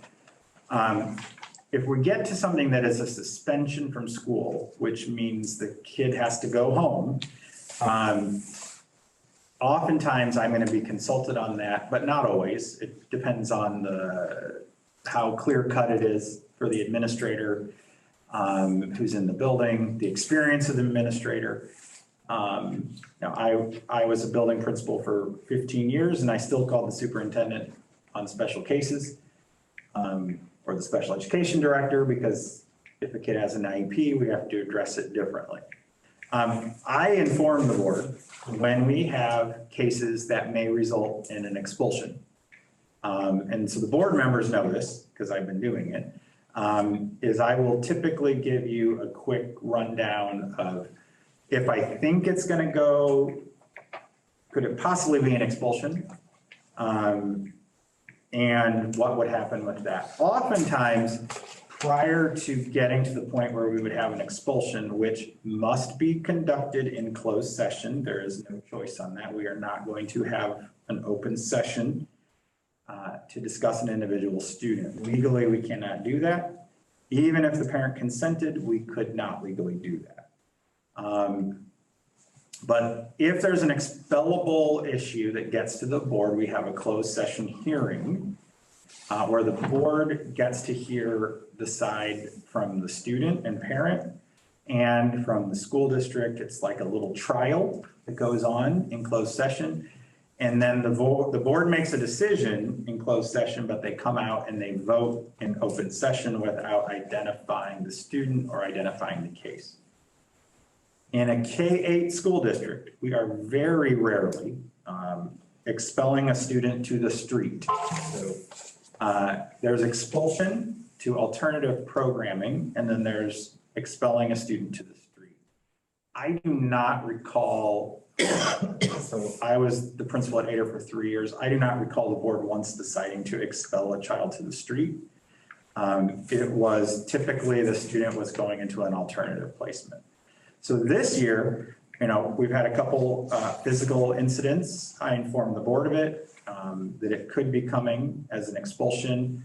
We were able to resolve those. I can't go into details on what that means, but it did not necessitate having a board hearing to consider expulsion. We also, early in the year, we haven't had one recently, had some situations with knives. I specifically communicated with board members individually about their thoughts on whether to move forward with an expulsion or to leave it as an administrative decision. Why do I do that? Because if the board wants to hear every weapons case, so weapons policy is treated differently than other types of infractions. There is a clause in our policy that says in one paragraph of the policy, it says we will expel the kid or bring the kid for expulsion. In another paragraph of the policy, it says it's the superintendent's discretion. Okay? Just about every school district in Illinois has that same policy. So my initial question this year with the board, which is a new board and I'm a new superintendent, is do you want to hear every weapons case? Or do you want it to be up to administrative discretion? The consensus, not a vote, but the consensus was that it's an administrative decision. Because the administrator at the building level, in consultation with me, is able to review the totality of the situation prior to bringing it to the board. And in all three cases that I've had this year that involve weapons, they would not probably withstood expulsion on scrutiny, meaning there's lots of extenuating circumstances. We did not have a situation where a student used a knife or brandished a knife. I don't want to bring a child for expulsion who brings fingernail clippers, which was one of the cases. If after our discussion today, the board wants to tell me that we will bring every child who has a weapon, including fingernail clippers, we can have a hearing. And we can make the board can make those decisions. Before I go into the presentation, talking about this one, I need to go over some of the legal pieces regarding student discipline. So I want to acknowledge too that most of what our teachers deal with and struggle with and what's causing a challenge in our classrooms are not things that are even a little bit close to being expulsions or suspensions. It's off-task behavior, it's talking, it's being out of your seat, talking back, being rude. Those are the things that create the issues in classrooms, not weapons, not fighting. Are weapons and fighting serious issues? Yes, but I don't want you to think that that's the biggest issue facing our teachers in classrooms. So we have board policy. I referenced some of the specific policies from our board policy manual. Board policies are updated annually and they reflect the law and changes in the law. They're also printed in the student and family parent handbooks. Those are distributed to families and students annually. Behavior policy changed significantly in Illinois in 2015.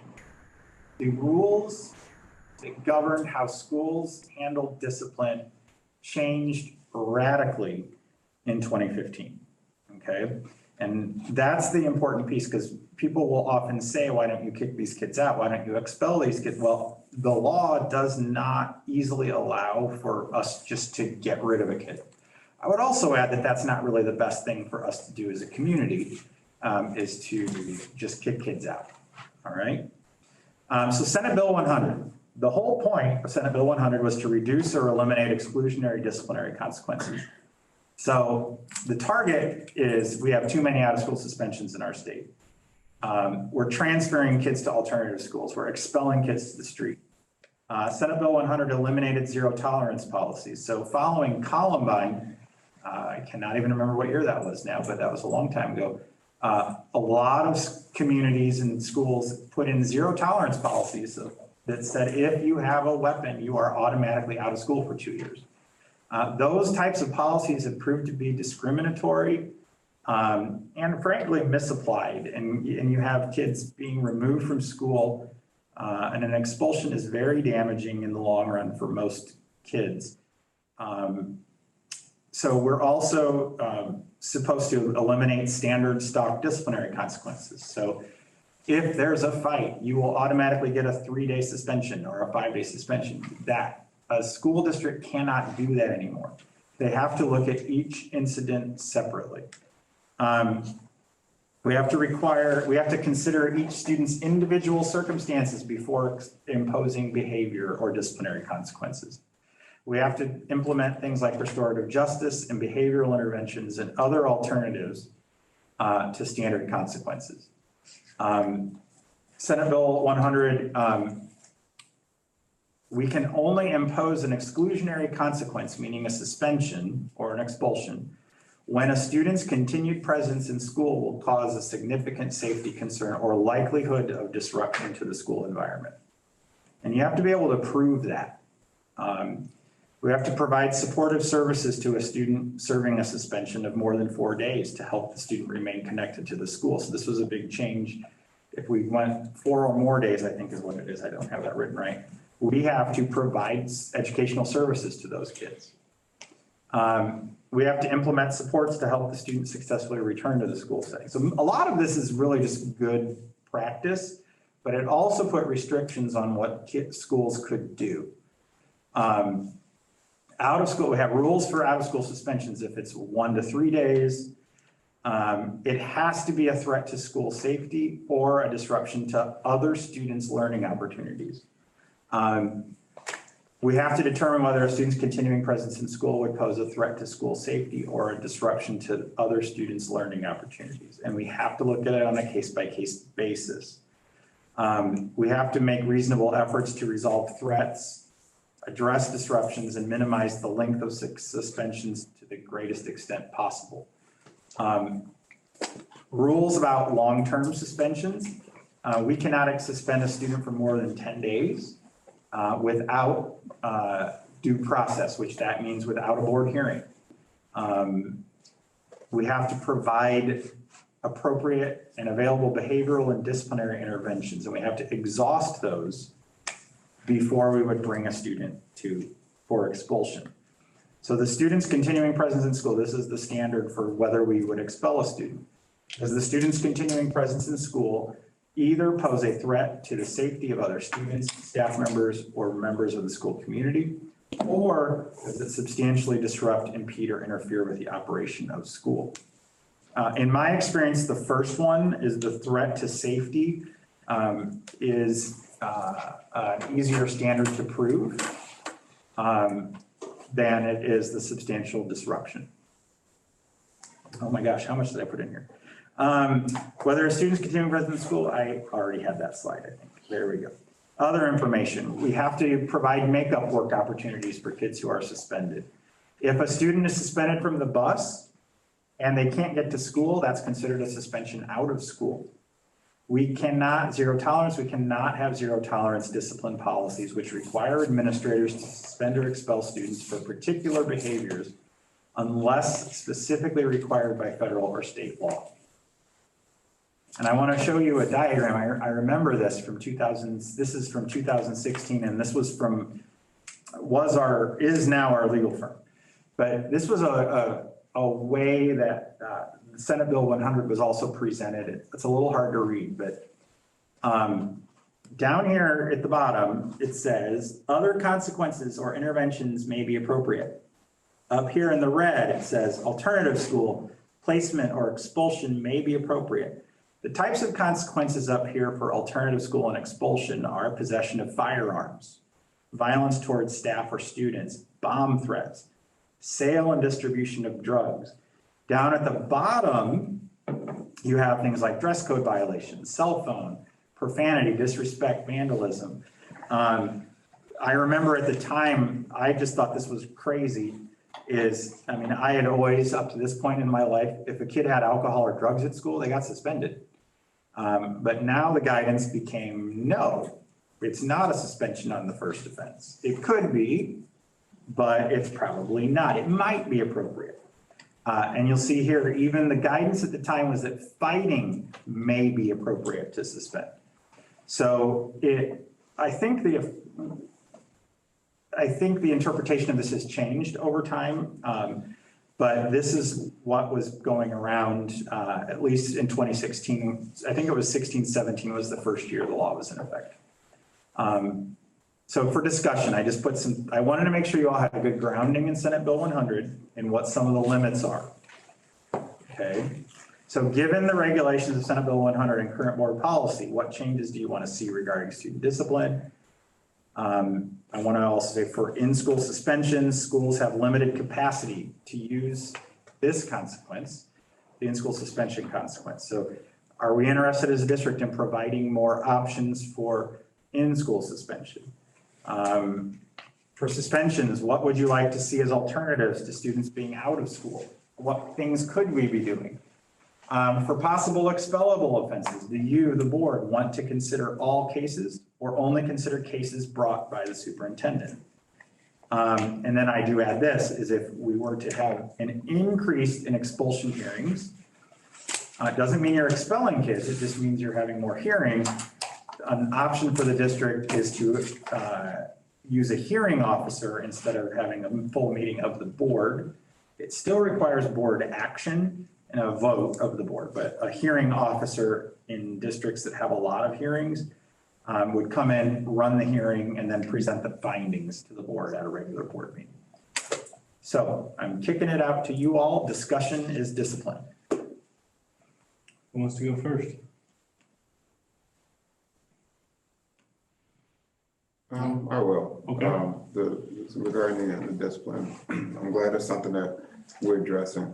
I think one of the biggest things with discipline is looking at the circumstances behind the offense that the kid might have done at the school. And I'm glad to see that we're going to look, more at that over, sending the kid away from school.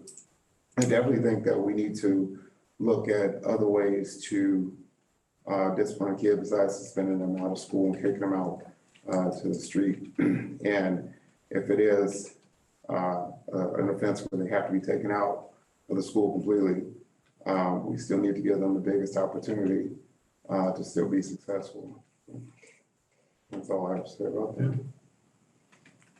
Anyone else on the top of your head? For me, Scott, it's expectations. I think kids rise to expectations if they know what they are. I think we need to be clear with what we expect in the classroom.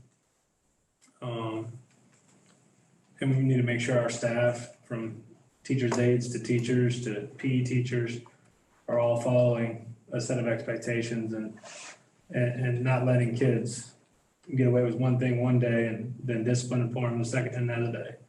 Not saying that's going on, but that's easy to do, especially if you're a young teacher. Also, the disruptions in the classroom, that's a thing that has frustrated me for a long time. And I'm with Joe, I don't like sending the kid home because the behavior was learned somewhere outside of school. That disrupting the classroom wasn't taught in the school building, hopefully.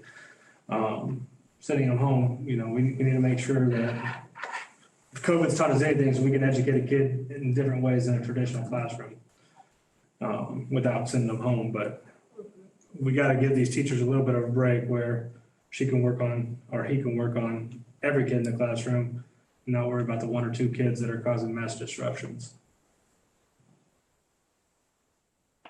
But expectations is the biggest thing. If everybody has a set of expectations, I think kids are resilient and they'll rise up to those.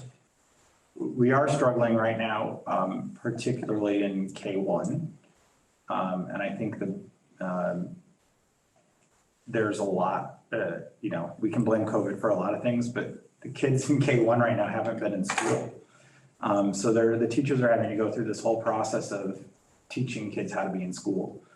And you would normally have kindergarten, you have a lot of kids who've had preschool, right? And they're coming in, but we have first graders who've never been in school. So it is a challenge right now on those expectations. We are suspending at a high clip at the moment because we are seeing some of the extreme disruptive behaviors in early elementary.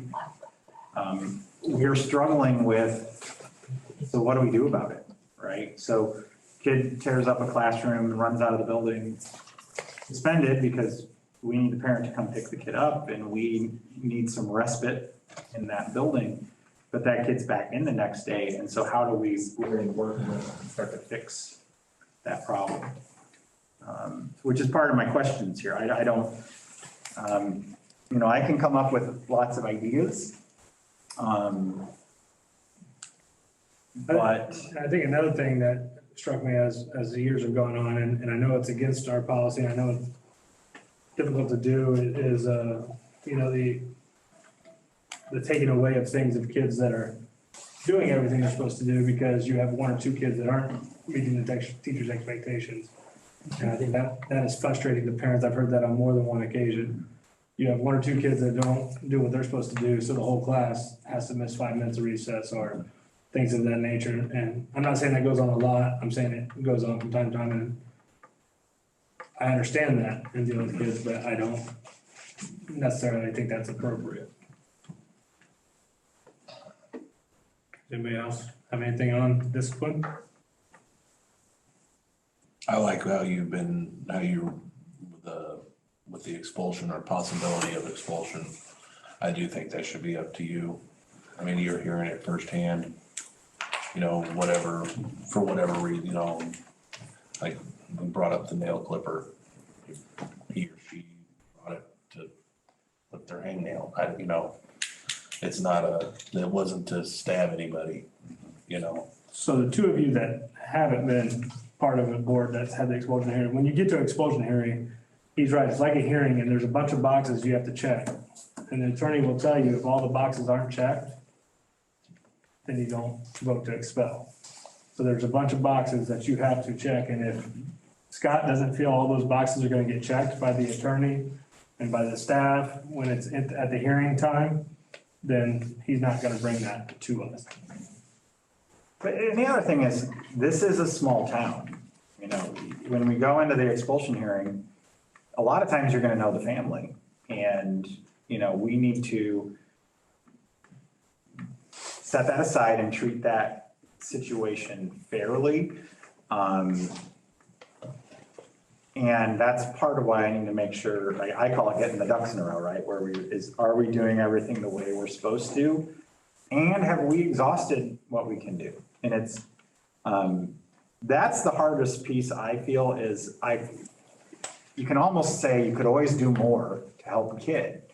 But there is a point where we have to make a decision that child's continued, as it says here, that child's continued presence in the school is it's too unsafe or too detrimental to the other kids and to the functioning of the school. And then we will, I doubt I'll ever bring a kindergartner to you because, we're gonna work with those kids as much as we can. And generally the expulsions, I know this, is they're students at Ader. One thing we do is we have an alternative program at Ader. So all the board knows that's Bulldog Academy. We do have a short-term alternative to suspension at the elementary schools. It's called CARE. But, that might be 2 or 3 kids at a time at the most. There's a limit on number of days. Is it 3 days or 2 days? Number of times as well. And the number of times the kid, we don't put kindergartners there. But all of those things are things we do internally as an alternative to suspension. So we could do more of it. Some of you know Miss Blackwell, she used to be the in-school suspension lady. She's still over there at Ader, but we don't have an in-school suspension lady anymore.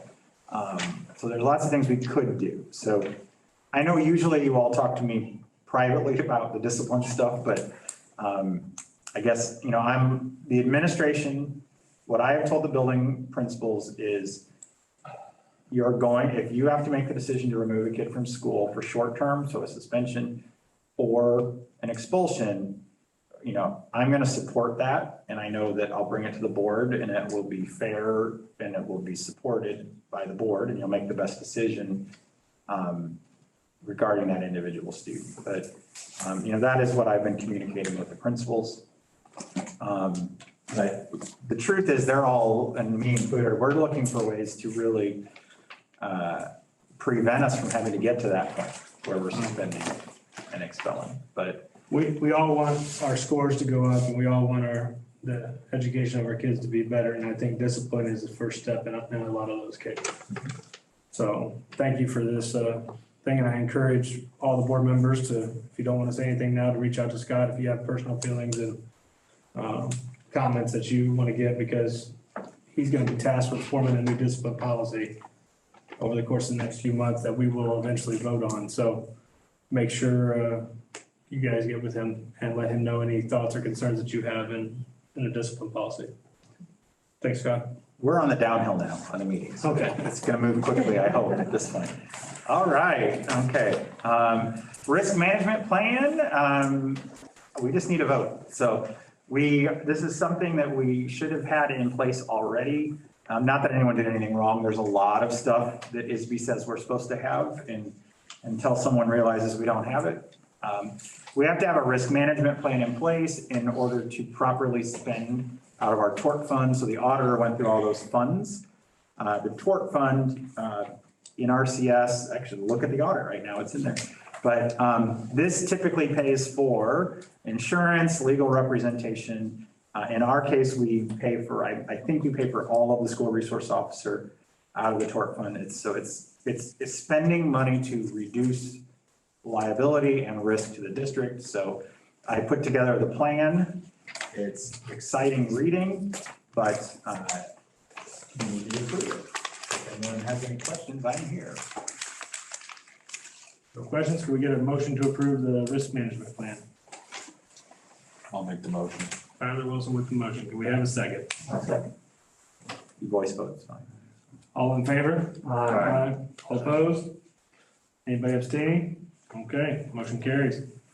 All right, we have two memoranda of understanding with the Champaign County Regional Planning Commission.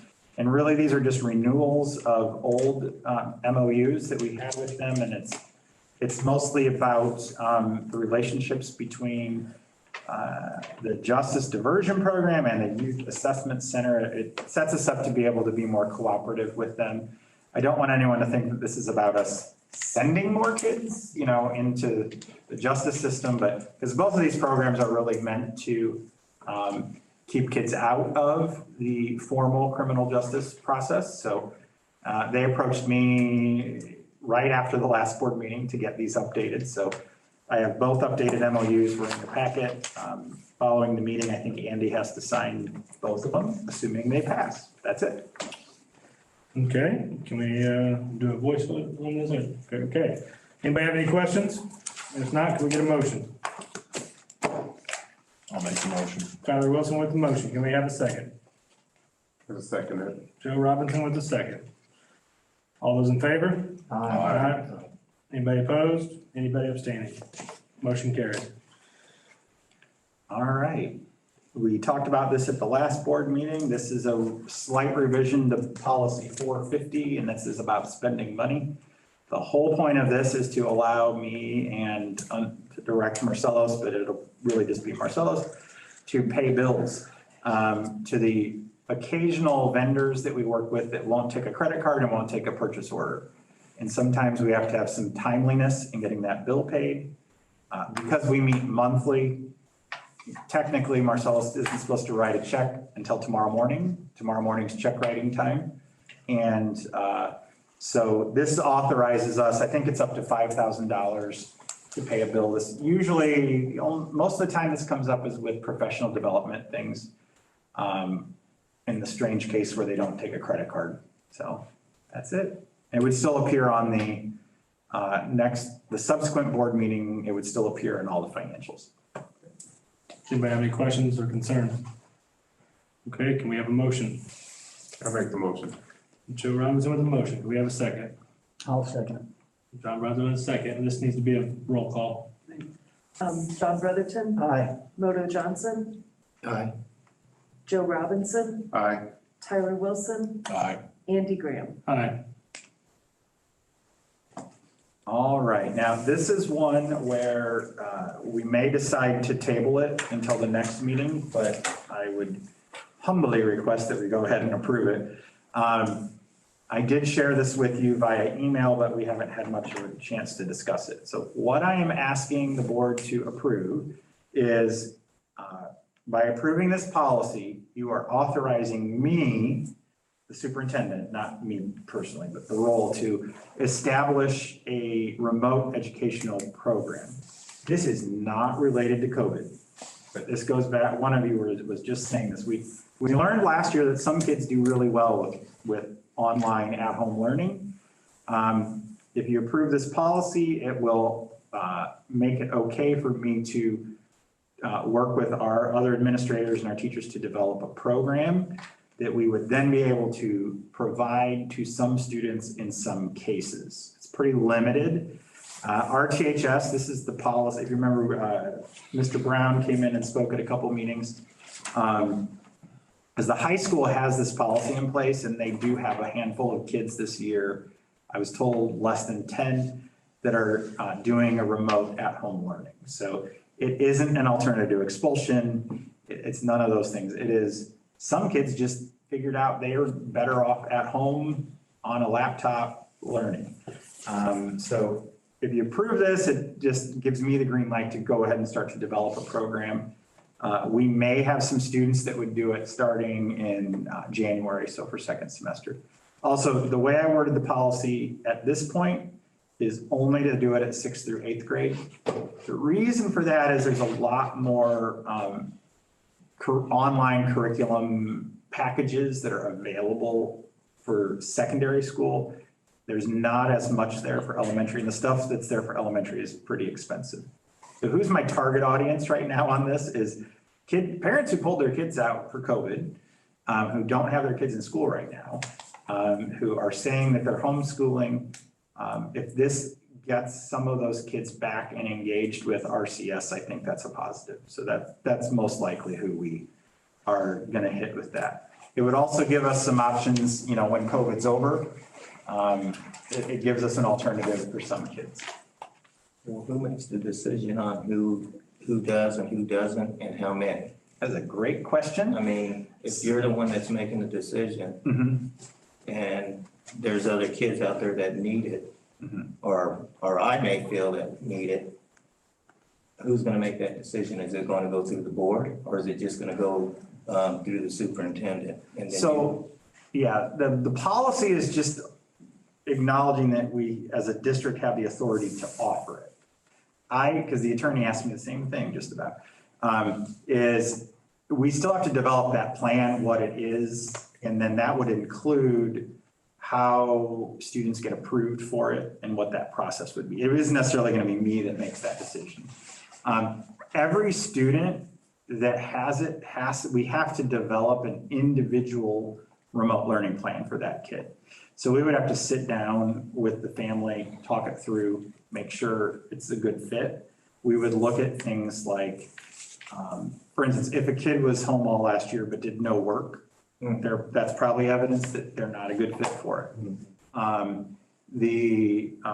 We're supposed to consider attendance, behavior, academic progress, but I haven't created all of that. And I talked to the high school, that would be one. the reason I'm asking is because, you know, it seems like a few board meetings ago, we were having a person that wanted their child in that situation and we basically just denied it. And now you're saying, hey, let me make a plan for it.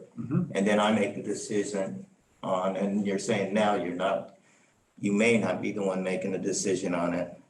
So this policy would allow the district to allow, in that specific case, that parent could have requested this. We just didn't have it yet.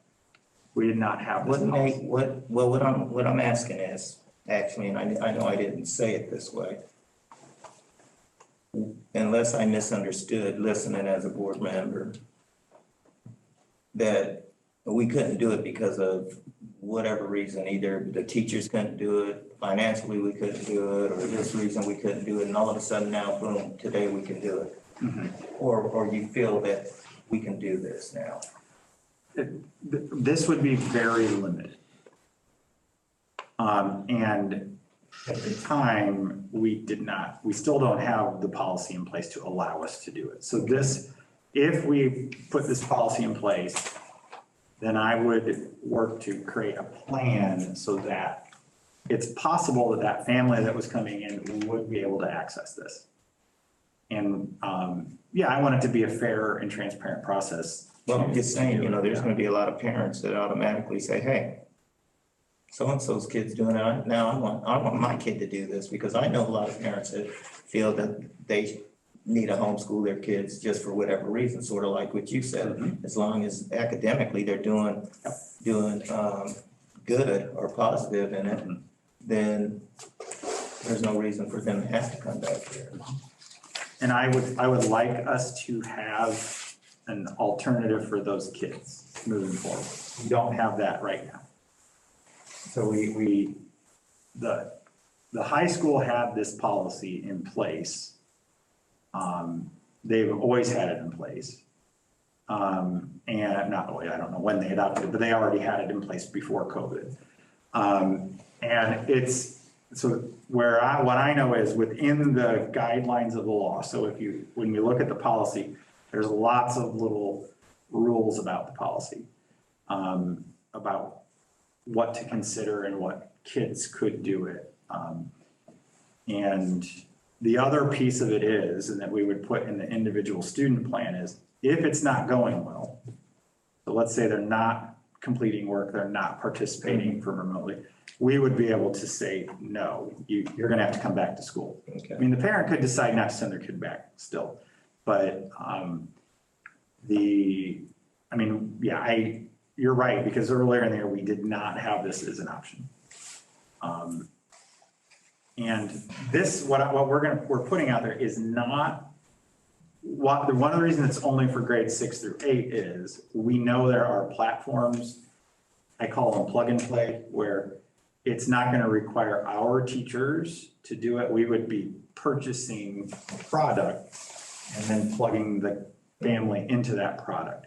We still have to have a teacher who gets something to oversee that process. Monitor what's going on. and what's So, not going on. yeah, in Bulldog Academy at Ader, for the 2 years before COVID, we were using a program called Edgenuity.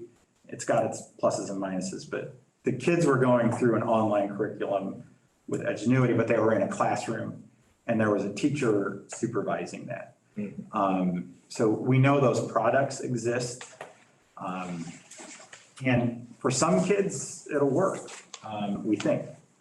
It will not be the best option for all of our kids. Did I answer your question? Okay. Thank you. Does anybody else have anything else on this policy? If not, can we have a motion? I'll make the motion. Tyler Wilson with the motion. Do we have a second? I second it. Joe Robinson with the second. John Brotherton, Aye. Moto Johnson, Aye. Joe Robinson, Aye. Tyler Wilson, Aye. Andy Graham. Aye. Okay. Oh, insurance. So the good news is our employee health insurance only went up 4.6% this year. That is awesome. It is a result of a lot of our employees, including me, using things like we have an app that we access so that we can do like telemedicine. We have a nurse navigator program now where I can, when my kid's sick, I can call the nurse first for free at no charge, and she will help us get connected. So we've had a lot more employees accessing that, so that we moved into a better category within our insurance plan. So if we hadn't improved, we would be at a 9.6% increase. The nice thing is for an individual employee, the total contribution for the year only increased by $37.80. So I think that's really good. Went over it with both of our associations last week and everybody was fine. Just so you know, we provide 91% of an individual employee's insurance coverage. And in your packet, I've got the tables and stuff that the teachers look at to see how much they owe. The district pays 91% of the individual employee insurance premium. We provide, I want to say it's dental, employee dental is covered completely. And then vision is optional to purchase. And anything for spouses or children is optional to purchase. So it's $104,000 is what we project if we have the same number of teachers on the same number of employees on the same plan. So I don't know what happens if we don't approve the insurance plan, like just run out of insurance and not have it anymore, but it's good news. So I'm definitely pleased with that as a cost control for us. Okay. Can we have a motion to approve the insurance plan? Can make the motion. Okay, can we have a second? I'll second. Okay. John Brotherton, Aye. Moto Johnson. Aye. Joe Robinson. Aye. Tyler Wilson. Aye. Andy Graham. Aye. Oh my gosh, more. So all of the board members are aware of this, but we approved a new substitute teacher wage setup at the last board meeting. We have grown our subpool quite a bit since that last meeting, so it is getting us some, Hannah's nodding because she's the substitute coordinator for our district, and we do have several more people in the pool. One of our challenges is we've got teachers who are coming in and filling full-time. They're doing everything a teacher does right now. So a good example is we have had a pre-kindergarten teacher who is almost done with her teacher certification, but has years and years of experience working in pre-K. And she is the teacher in that classroom right now. And so this substitute teacher pay increase applies to those subs, which is going up to $200 a day. And this is because they are taking on the full responsibilities of a regular teacher. Again, I've talked about this with individual board members individually, but this is also a response to the labor market for us, is that we, frankly, this is what Urbana pays for their daily subs. And we have got to be able to keep ours, and it's been working. The pay increase we put in last time, knowing that we're likely going to approve this, it's helped us pick up a couple more to fill the positions that we need to fill. The dream, of course, is that we have full-time, highly qualified, awesome teachers in every classroom. The labor market is not there right now. So that's it. Any questions? We get a motion to approve the substitute teacher pay. I'll make the motion. Okay, John Burton with the motion. I'll second. Tyler Wilson with the second. Want to do a roll call? John Brotherton. Aye. Moto Johnson. Aye. Joe Robinson. Aye. Tyler Wilson. Aye. Andy Graham. Aye. We don't need additional public comments. Informational items. We've had 3 FOIAs in the last month. I got another one today, but it did not make the cut. So there's a new group called Local Labs that has been FOIAing all over the state. They're somehow connected with COVID. So we've been getting several of those. But one thing to note, just so the public knows, is unless it's a personnel item, I believe, I've been posting the responses and the supporting materials of the FOIAs publicly, so that anyone who's interested, I learned this from ISB because this is what ISB does. They post all their FOIAs publicly. So we've been doing that this year. 21st Century Grant. Jenny, you have to talk about it for 1 minute. Okay. Wake everyone up though. So. I know, I was caught off guard too, I'll admit. So we are very excited. We were granted, RCS was granted the 21st Century Learning After School Grant. It is $450,000 a year for after school programming. It is for Pleasant Acres, East Lawn, and Northview. The reason it's not for Broadmeadow and Ader is because we already had after-school programming at those 2 buildings, so this completes it so that we have it across all buildings. The program goes from 2:30 until 5 o'clock. We're trying to bring in a heavier meal. We do a nice heavy snack. We started the program at Pleasant Acres. The other 2 buildings will start November 22nd.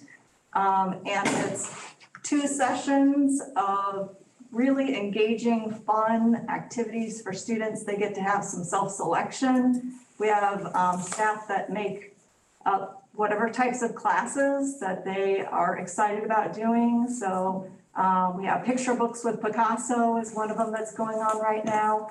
Even our SRO, we have several partnerships with the planetarium, with the police department, with Allerton, so that we can really expose the students to things that they might not get to see. So we hope to be able to take students on some field trips as well.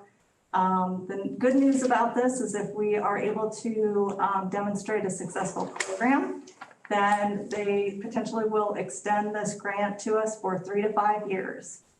And we are also offering transportation.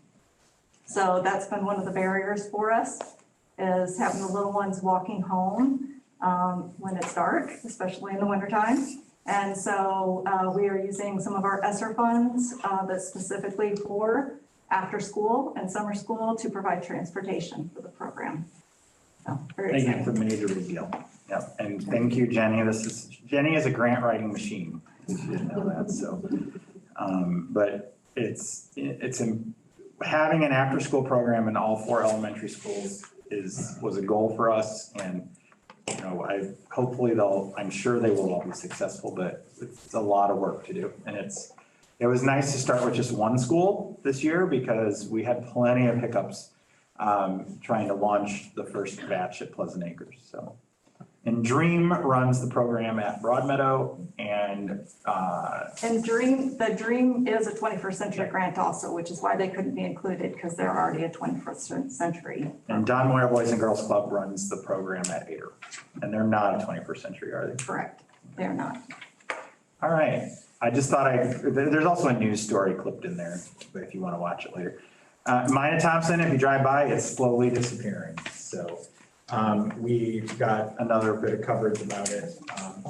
So the plaque that goes on, not the plaque, the big nameplate, which is shockingly, the thing that says Rantoul City Elementary School, that is 8 feet wide and like 3 feet tall. It doesn't seem like it was that big, but we were just out this week looking at where we're gonna put that over here somewhere near Ader and the central office, so. November 5th is now it'll be done, November 5th. And how many bricks, I've been asking some people, how many bricks did you save? We saved 500, and so that's another little project I have to figure out is how we're going to communicate and Let people what buy that will those. look like. There's several people that have wanted one. Based on what I've seen on Facebook comments to this article, people are just taking bricks. Yeah. Apparently they're hopping the fence, and I was over there the other day and I took some bricks. Oh my goodness. Well, they're letting people in.